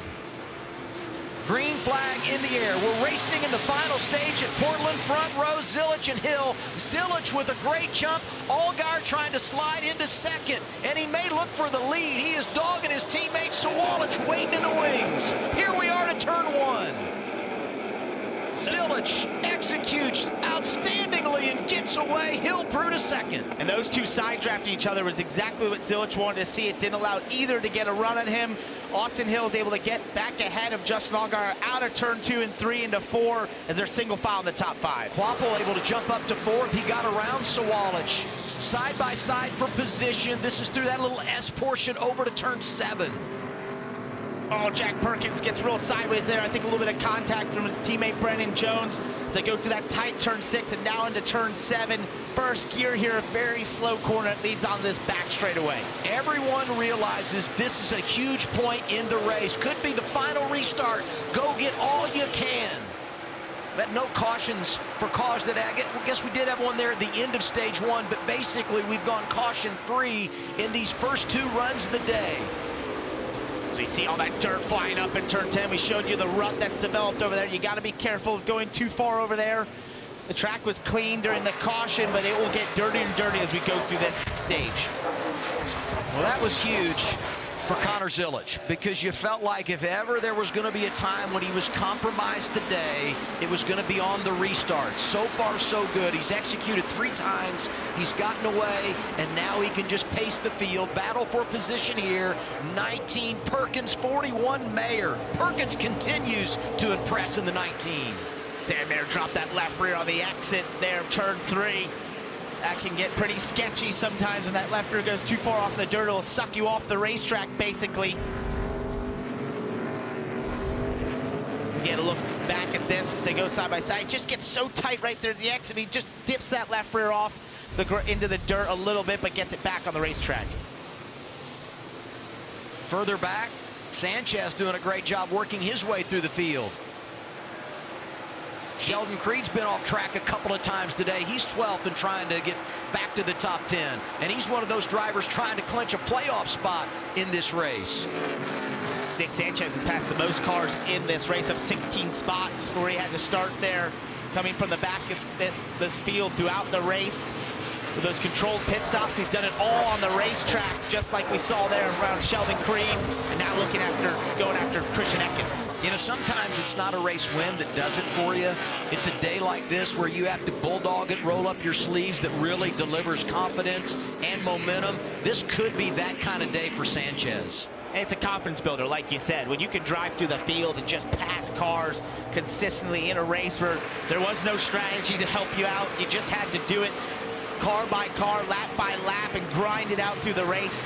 Those are the days you feel like you really earned your paycheck on that day, and why you're behind the wheel of that race car, and he's showing that here today. Another driver in that category. We followed the progress. Dylan talked about him during the stage break, but the 54 of Taylor Gray. Been a great road racer this year. Second at Mexico City, and thought today might be their day. Fought the car in practice, had to drop to the rear at the start of the race, but he too has done a nice job of being patient. And on an afternoon where you could throw away your advantage over the cut line, he's been able to pad it just a little bit and solidly inside the top 15 with 19 laps to go. He has, and he's shown great speed at these road courses this season. You know, I think back to Mexico right there in the conversation for the win against Daniel Suarez late in the final corners. So he's had great speed, and this is similar to Nick Sanchez. You can walk away with confidence knowing you passed so many cars. You just worked your way through the field with not a lot of cautions, just simply having the pace to do that. Justin Allgaier, been third almost all day long, Kim. Yeah, remember they came in the regular season points leader, just a mere 3 points above teammate Connor Zilic. Well, Connor has hopscotched him, but Justin Allgaier still within striking distance, which was the goal for the team. Crew Chief Jim Pullman told me in terms of the regular season points, we're keeping our eye on it. We can't lead too many points today. We have to see where we net out at the end of today's race to see what we have to do next weekend at Gateway. He did say the biggest thing is we can't let Sam Mayer get further into the mix. Sam Mayer came in minus 26. They have separated themselves. That is Connor Zilic and Justin Allgaier from Mayer in third. Pullman said they want it to be us, meaning the 17, but we'll be happy if it's just a JRM car in general winning the regular season. Well, I would say that Parker, you've got to take a little pride in this situation when you look at where Zilic is, because even though he was injured, had the broken collarbone, the reason he starts last week at Daytona is to get those points, right? Yep. He gets in the car, gets out, you get in, and you go out and maximize the day. And now you look at the advantage he has and just the toughness to fight through like he has. So impressive. And I like what I see here. These two teammates, opposite ends of the spectrum, on experience going at it for the regular season title. If you think about his season overall, missing the race at Texas, Kyle Larson gets in the car and to still be in this fight. Obviously, what went down last week at Daytona. The reason that all went down, like you said, was to keep in contention for this regular season title. It's so valuable, those 15 playoff points. We know every point matters when you get in the playoffs, and those rounds, you want that insurance to be able to get to Phoenix, and that's exactly what the 88 team is being able to pull off here. But I think for the 7, he's kept in touch best he possibly can here in fighting with the 21 and with the 88, not giving up too much. If he walks out here just 8 back into Gateway, knowing he has experience there, I think that could be his chance. Advantage today, Connor Zilic, because we're on a road course. Advantage next week goes to Justin Allgaier. We'll have it all for you on the CW. 17 laps to go in Portland.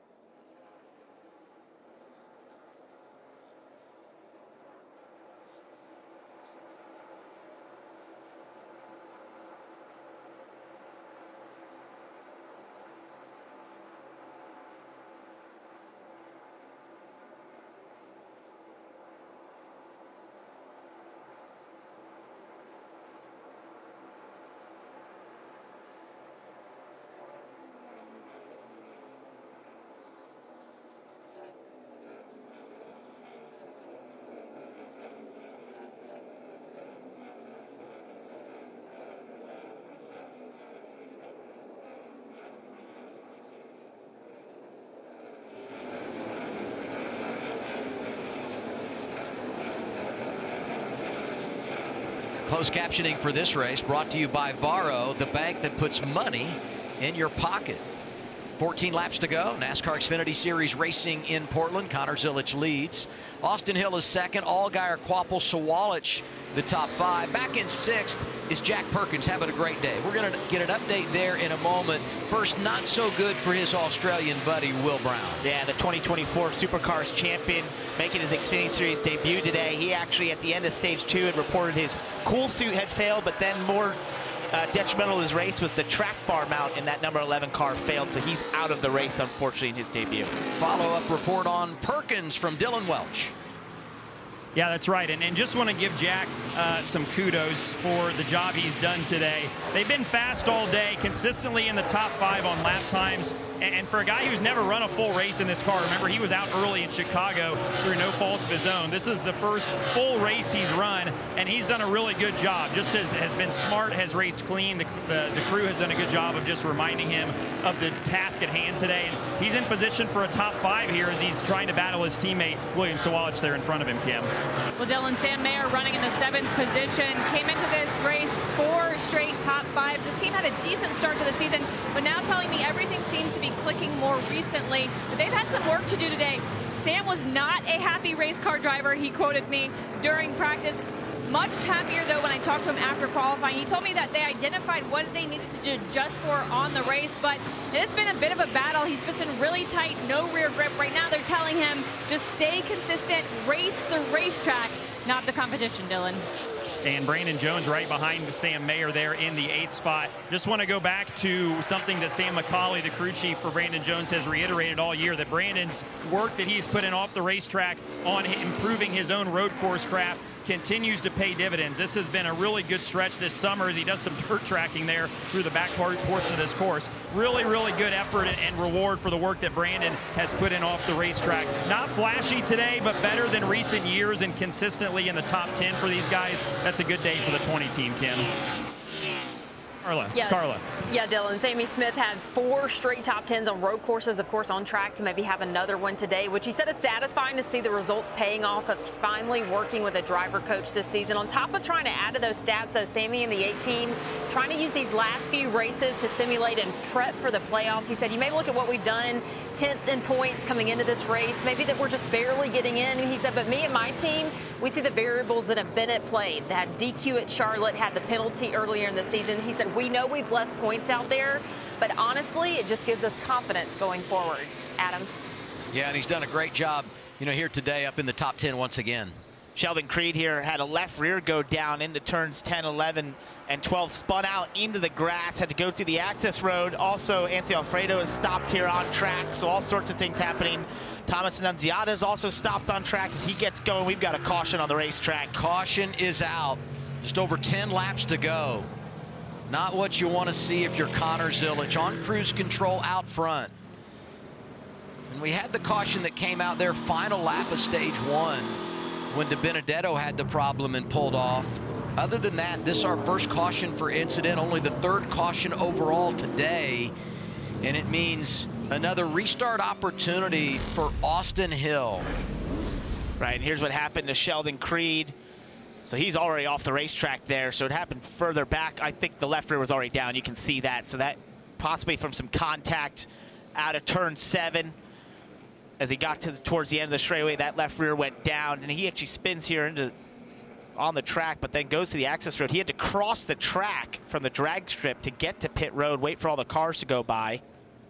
It's a pretty precarious position to have been in. Here's Thomas Annunziata going off turn 4. He got this back going, but the 42 of Anthony Alfredo was actually stopped out of turn 2 on the racetrack, which was what brought out the caution.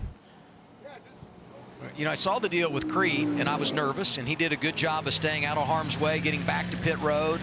You mentioned Annunziata, and ultimately it's Alfredo who generates this caution. Now, I will say this. We talk about there not being a lot of strategy. Teams do have a set of tires, and the one thing that a few crew chiefs told me is that if you don't have a ton of track position in a situation like this, you have that set of tires, you come down, maybe you get them, and you can drive through and net out at the end of the race. If you're one of these drivers up front with all the track position, you're not going to give it up to pit here. I'd say the whole field could get together and say, we're all pitting 88 right here. You agree with my assessment, Yeah, though. definitely, yeah. I think if you're outside the top 10 on back, for sure you pit and just get those tires.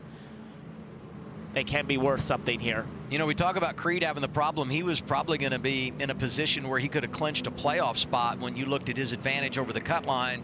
That likely goes away now, depending on how the race wraps up. I will say this, though. Carson Kvapil running up there inside the top 5 came in with an advantage of 120 points over the cut line. The big deal is if you leave here and you don't get a new winner, what's your advantage over 12, protecting against a new winner next week in the regular season finale. All that factored in, it looks like Kvapil's going to have a real shot to exit today with a playoff position in hand on points. Sheldon Creed got that left rear replaced, gets going.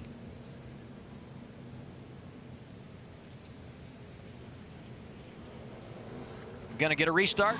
Inside of 10 laps to go. It's been the Connor Zilic show. He's led every lap. Can he finish the deal in Portland?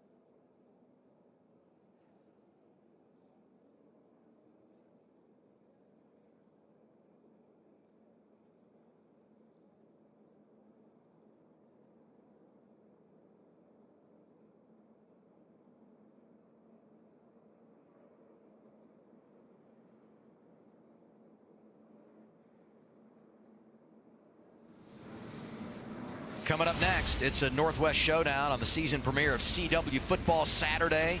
Idaho heads to Pullman to take on Washington State. Looking forward to that.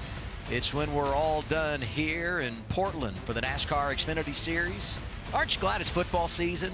I am. I love it. How's your fantasy team look? You feeling positive about that? Got the draft coming up. Oh, you haven't even drafted yet? No. Now, see, that's smart. Yep. Because a lot of transactions take place here in the last week or so, and if you draft early, you miss out on that.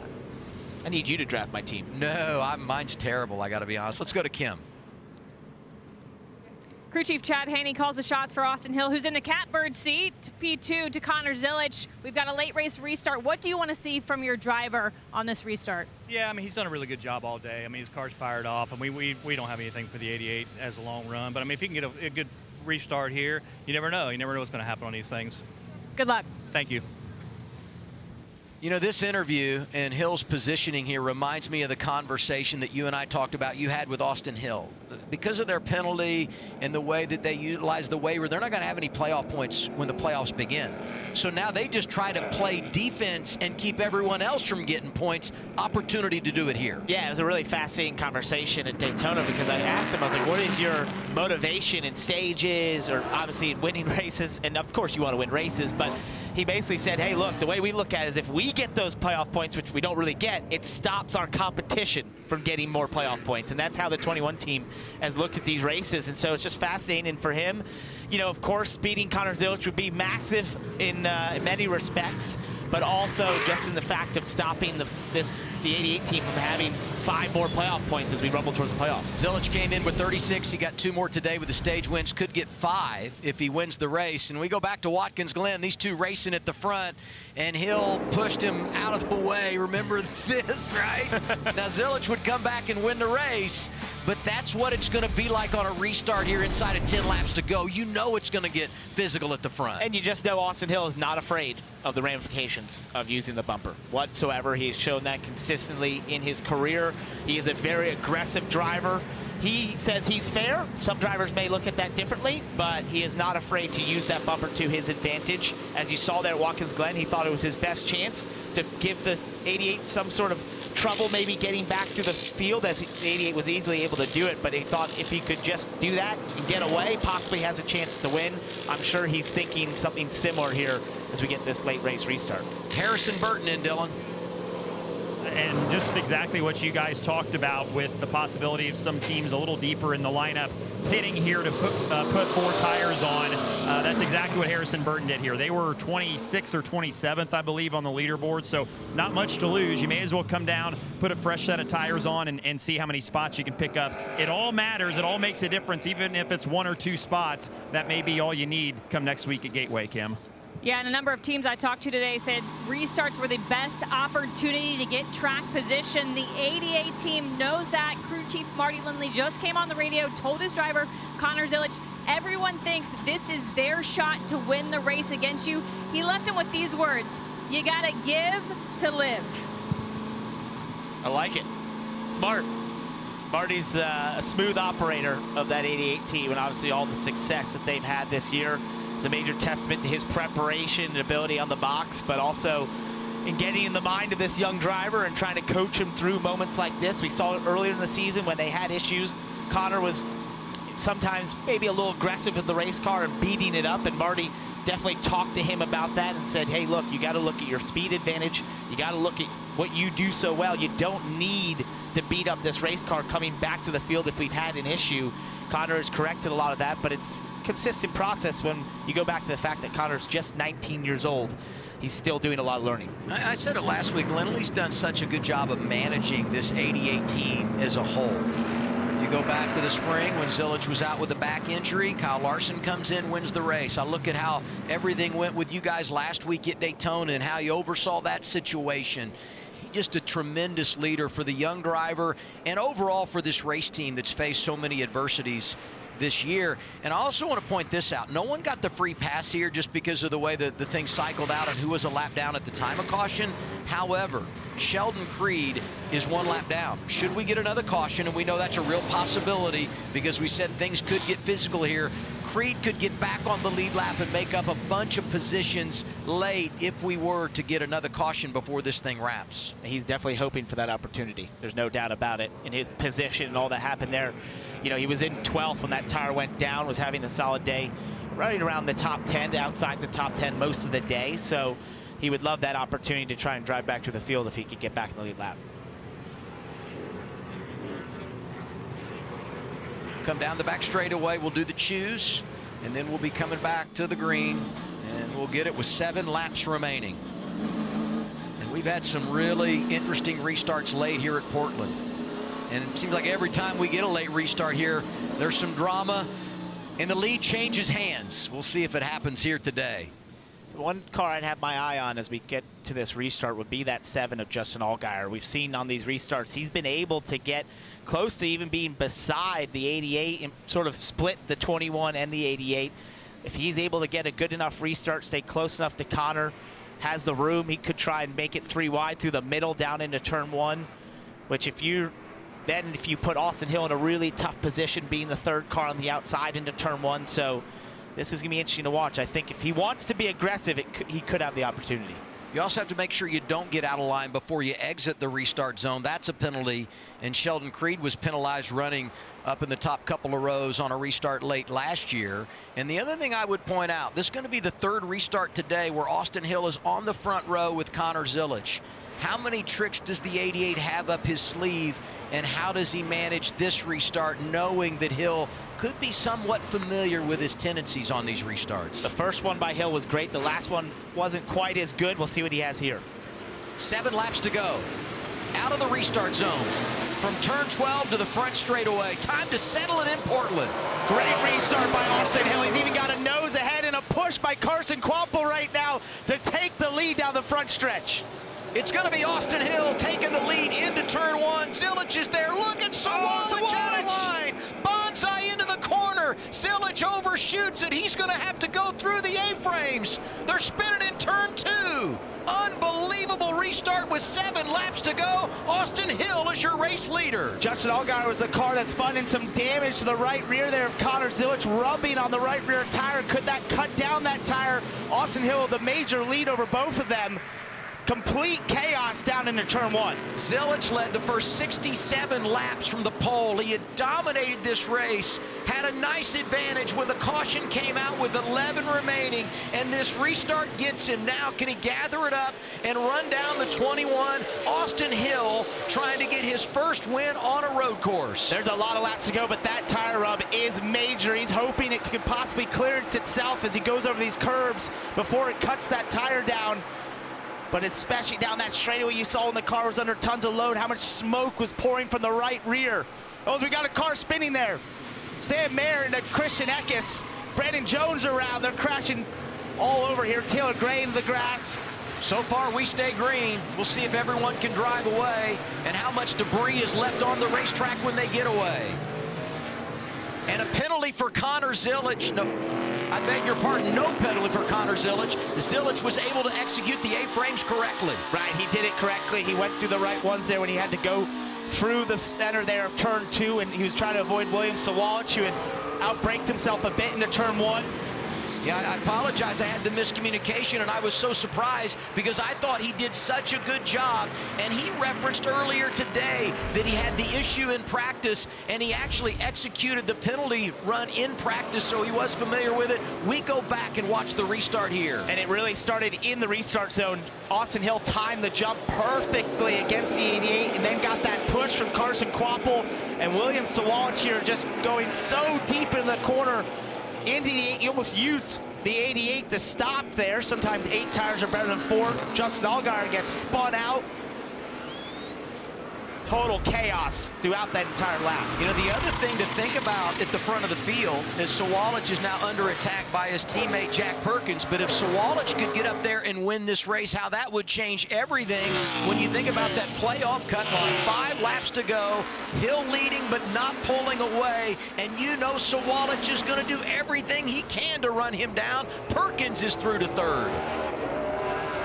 And I saw that on the 88. It's sort of not smoking as badly as it was before. He was about a 10th faster that lap than Austin Hill, but not the same speed gap he had before.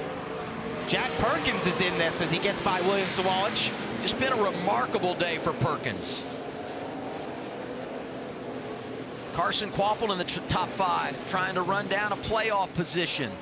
Eckes having a great day in the top 10. Jesse Love, with all that damage, is in the top 10. Jeff Burton in the top 10 as well. Take a look back at what happened here. Sam Mayer off in the grass with Christian Eckes. Yes, this happened out of turn 11 there. Gets super sideways. Both of them are sliding through the grass into oncoming traffic. Brandon Jones trying to avoid it. Gets into the 2 of Jesse Love. Taylor Gray is off the track. Became almost a bit of a parking lot out in the grass. Jack Perkins is off the track. Oh, tough break for him. Had just gotten up to 3rd in the running order. And now the question becomes, can he get it going? Carson Kvapil looking the inside of William Sawalich. Well, those 2 rookies have had some battles. Racing for 3rd now with Perkins off track. Kvapil gets it. And now the battle for the lead. 4 to go, and Zilich trying to reel him in. There's plenty of time for Connor Zilich if that car is not too hurt for that damage we see in the rear. Considering his speed advantage most of this race, this is plenty of laps. But Jack Perkins is sitting there still at the exit of 12. That could potentially bring out a caution if he's not able to get going here. We're hearing on the radio that the 19 is stuck. Still no caution from NASCAR. Battle for the lead coming down the back straightaway. And I would say, how close can Zilich get through turn 11, and what kind of run can he generate off of turn 12? Here they are, 10, 11, and there is the caution, 4th of the day. Wow. This race has erupted. Unbelievable.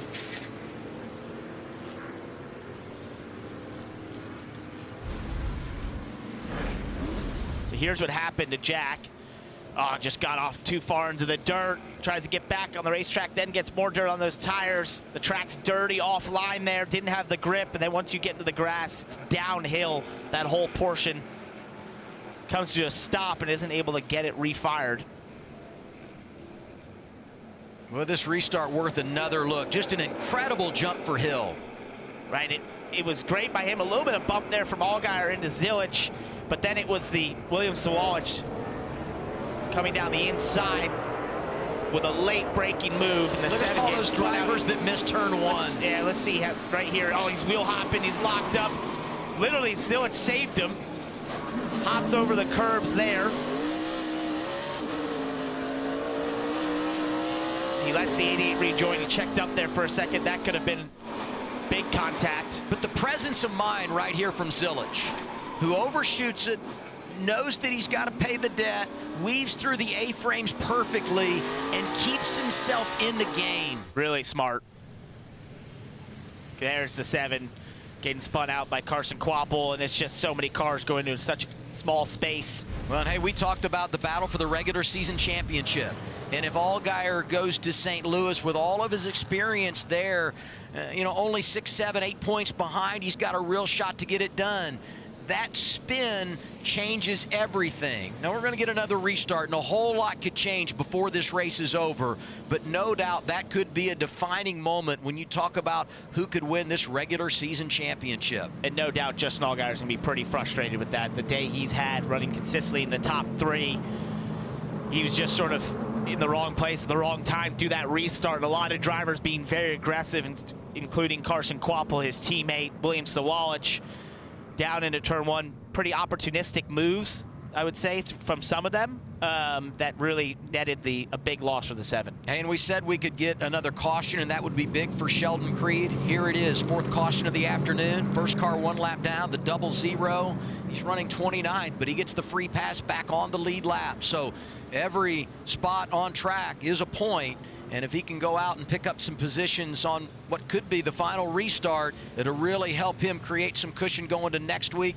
As it stands now, he's plus 65 over the cut line. And one of the things we see late in this race is it's so enticing to go deep into that turn 1 braking zone because you have so much opportunity to make up positions, but you have to remember you also at the end of this race, the brakes on these race cars have been abused all day long. They've lost braking potential throughout this day, and so now you're asking the car to brake the latest you probably have all day. The track is dirtier on the inside offline like where William Sawalich went, and that's why we see so much contact. Drivers being overly aggressive, the cars not quite having the same potential they had earlier in the race, and you end up with the result that we saw in the turn 1.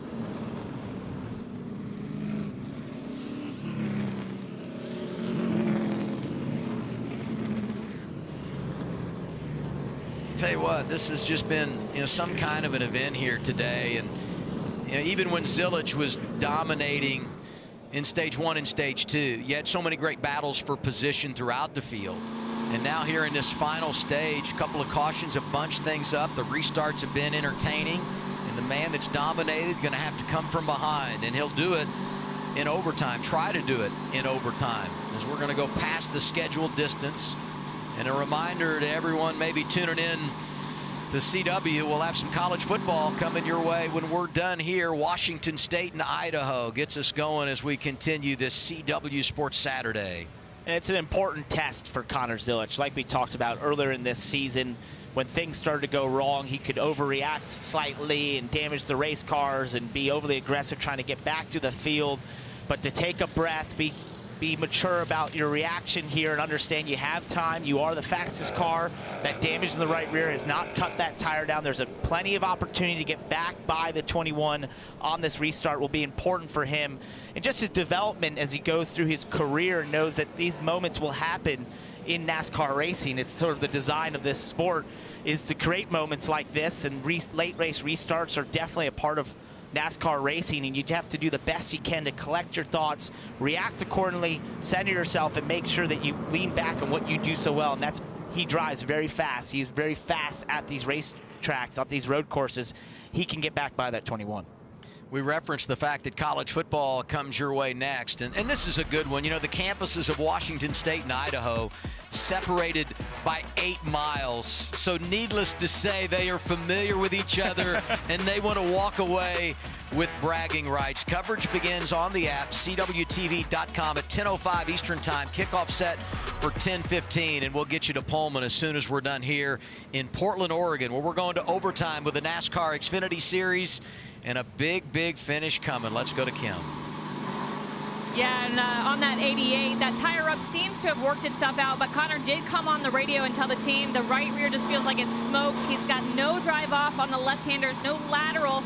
Now, crew chief Marty Lindley has been complimentary about his driver all season long, talking about how he can compensate for what the car doesn't have, what the car can't do. So we'll see what Connor can do in this situation on what could be the final restart. I like that Kim put the asterisk there. Yeah, could be. Could be. We had gone 10 straight weeks without an overtime, and now in back-to-back weeks, we're going to get an extra session. You know all about how it ended last week. We'll do it again here. And a reminder of the overtime rules. 2-lap shootout.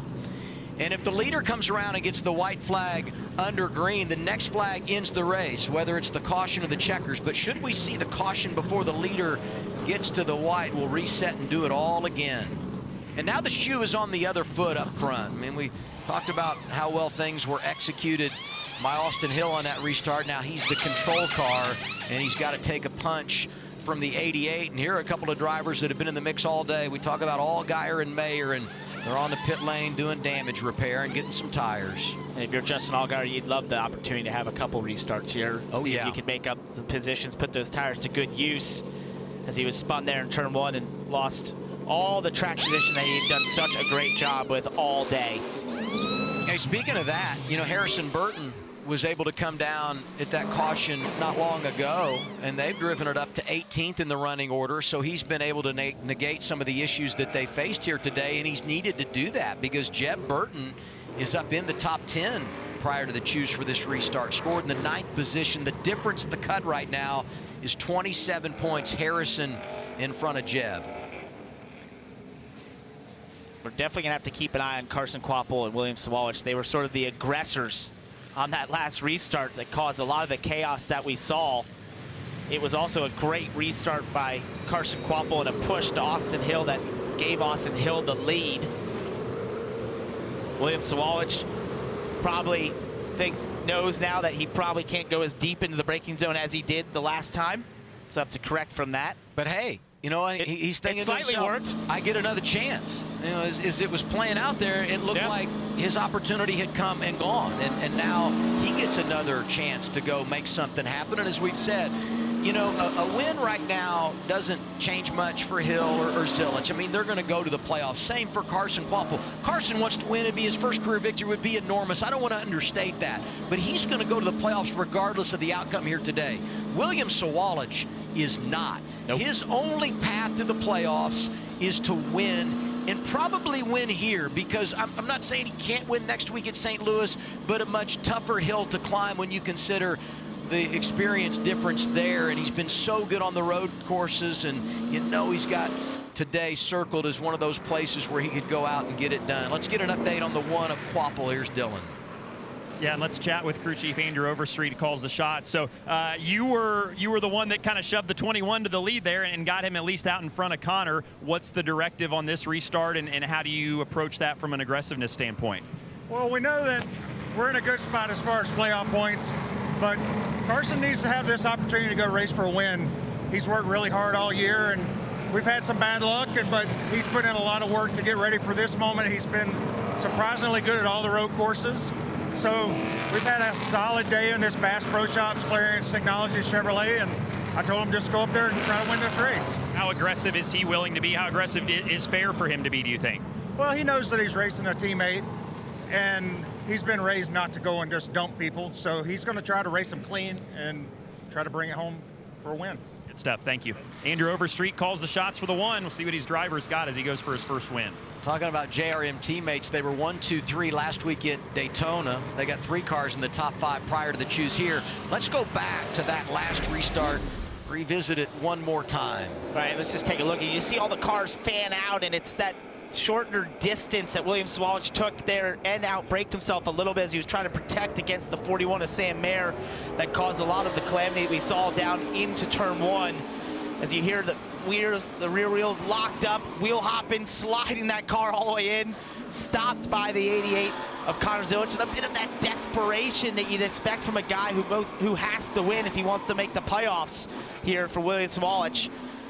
And a great move by Connor Zilich to do the correct move there through the A-frames and to come out second. Hey, what kind of advice do you want here if you're a driver? How much coaching do you want from the pit box, from the spotter stand, saying, hey, think about this, maybe try that? Or do you just want to be alone with your thoughts to process things before you return to the green flag? My honest answer, nothing. I want to just be in that car, think it through, unless you have something that I couldn't see that could help me in terms of how I'm going to tackle this restart. Maybe it was something in terms of what lane to choose or something like that, but otherwise, I don't want any advice. And lane selection here, you know, there's been no drama today at all in that regard. I think the inside is a bit of an advantage for sure. You know, just the distance there and that where the restart is in that final corner, and it's easier to get a better shot from there. But I just meant as far as the choose goes, no drama in that regard. But as we've seen, you know, if that for that outside lane, what happened there where Austin Hill was able to match the launch of Connor Zilich and then get that push from the car behind, it really comes down to who's going to push you as you get on that long front straightaway. 2 goals here. Number 1, get the race lead. Number 2, chase your way back to the white flag so you don't have to deal with another restart. And do not outbrake yourself into turn 1. Very easy to do. First restart today where Connor Zilich is not the control car. He's on the front row with Austin Hill, and they're pushing and shoving out of turn 12. 88 gets the jump. Here comes Zilich. They're 3 wide going to turn 1. Sammy Smith is there. Sawalich is there. It's going to be Zilich leading the way. Nick Sanchez locked up there on the inside of Sammy Smith. Zilich misses the corner. Missed it again. And 8 goes there around. Goes Sammy Smith. Who's going to come through with it? Zilich is able to maintain the lead. Sawalich is second. This is incredible. And overtime sponsored by Credit One Bank. Nick Sanchez there following William Sawalich goes into 3rd from about outside the top 5 in 1 corner. And we've gotten word from NASCAR that all cars are good through the maze. What execution by Connor Zilich, not once but twice when he got pushed through turn 1. Austin Hill trying to make up for that restart there. It's like he got just in the outside, got squirrely as he tried to put the power down, and that killed his run on the front straightaway, giving opportunity to almost every car around him. And now Zilic just wants to get back to the white flag, because at that point he knows the next flag ends the race and he doesn't have to worry about any more restarts. Here he is, turn 11, 10, 11, and 12, back to the start-finish line. White flag is out, 1 to go for Connor Zilic. What an incredible ending to this race. Next flag would end it. Just made all the right moves there, was calm and collected through all the chaos that was occurring down into turn 1, made the right decision to go through the A-frames. That netted him the lead because of so much congestion happening down into turn 2. Great day for William Sawalich. Sanchez is up there. The top 4, all rookies, and they're led by the one that has dominated this season, Connor Zilic. Swept the stages, got the fastest lap of the day, looking for max points. And to put an exclamation point on an opportunity to win the regular season championship as a first-year driver. Down the back straightaway for the final time to turn 10. Through all the chaos, the rightful fastest car of the day gets back to the lead, and that is Connor Zilic. 8s are wild in the NASCAR Xfinity Series. Win 8 for driver 88. Connor Zilic is a phenom. He takes it at Portland.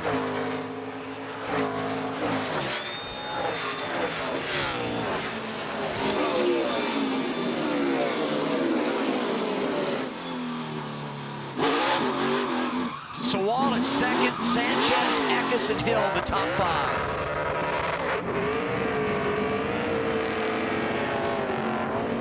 And it's fitting he does the burnout where he had to execute the penalty, and he did it so flawlessly and drove away to his 8th win of the year. I think we'll get a couple more looks at how that all went down there, but I think the other thing to point out is it really was about how much congestion happened. So here's the restart. We see the 21 gets sideways, just spins the tires, bumps in the 88. That kills his momentum and allows all these cars to swamp him.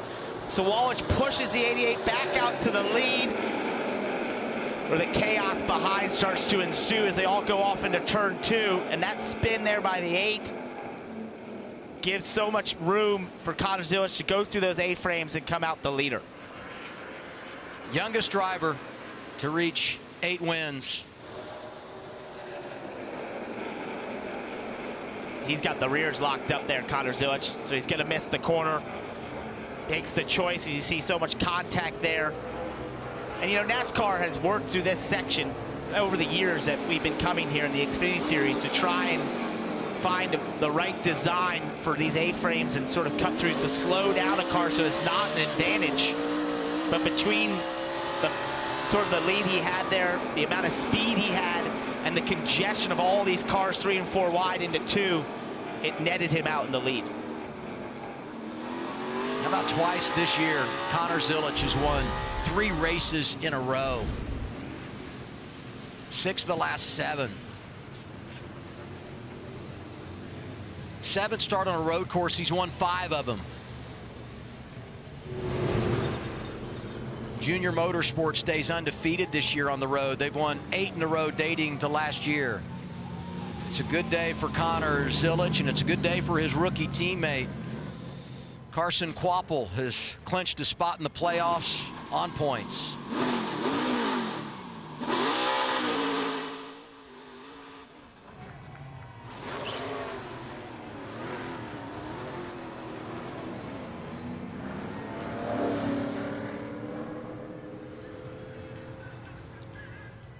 Justin Allgaier got back to the top 15. Unofficially, he sits 20 points behind Zilic in the regular season standings. That's an incredible recovery. You know, when he pitted there, he was going to be maybe more than a full race behind Connor Zilic going into the final race of the regular season. That's a major comeback by the 7 of Justin Allgaier.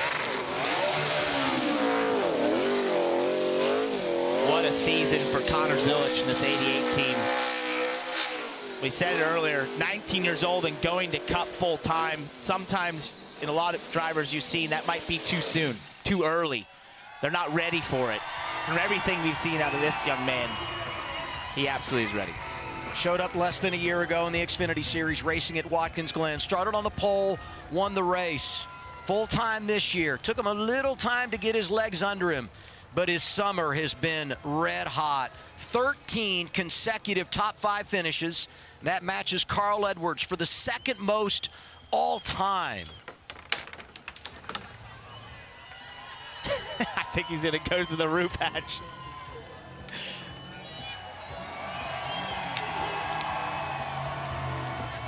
Took a page out of your book from last week at Daytona. It's the safer choice, let me tell you.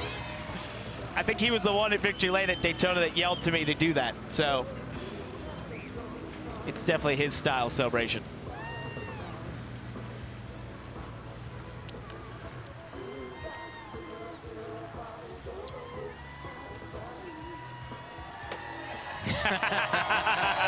The net slipped on the window net at Watkins Glen. This time he sarcastically dumps it inside the race car. Here's Dylan.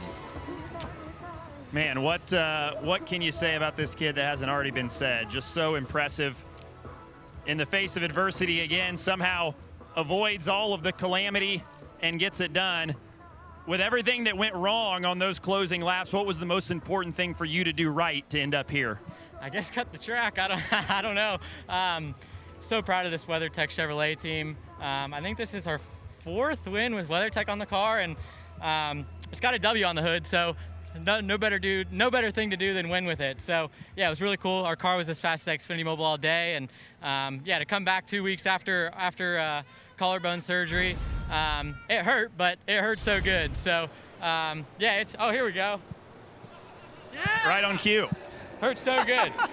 So yeah, it's awesome, man. So proud of this 88 team. It's been such a fun year, and yeah, let's go get ourselves a championship. You got through the barrier matrix so quickly there on that final restart. Was that something that you had thought about, and if you had to get through there, how you were going to get through there most efficiently? Yeah, it's kind of funny. I ran it in practice, and I was like, man, it's not really that slow. So yeah, I as soon as I hit the brakes, I don't know how I wheel hopped, and yeah, I kind of just committed to it as soon as I knew I wasn't going to make the corner, and yeah, it worked out. So yeah, I wasn't really planning on it, but yeah, last resort, you got to do what you got to do. Congratulations. Thanks, Dylan. Appreciate it. Thank you, guys. Connor Zilic, a winner again, 8th victory of the year for the 88 car. He came in tied with wins in a rookie campaign with Christopher Bell. He's now the best rookie all time. 8 victories for Connor Zilic, passing Bell, and the record books continue to be rewritten by this 19-year-old driver, Connor Zilic. He's done it again.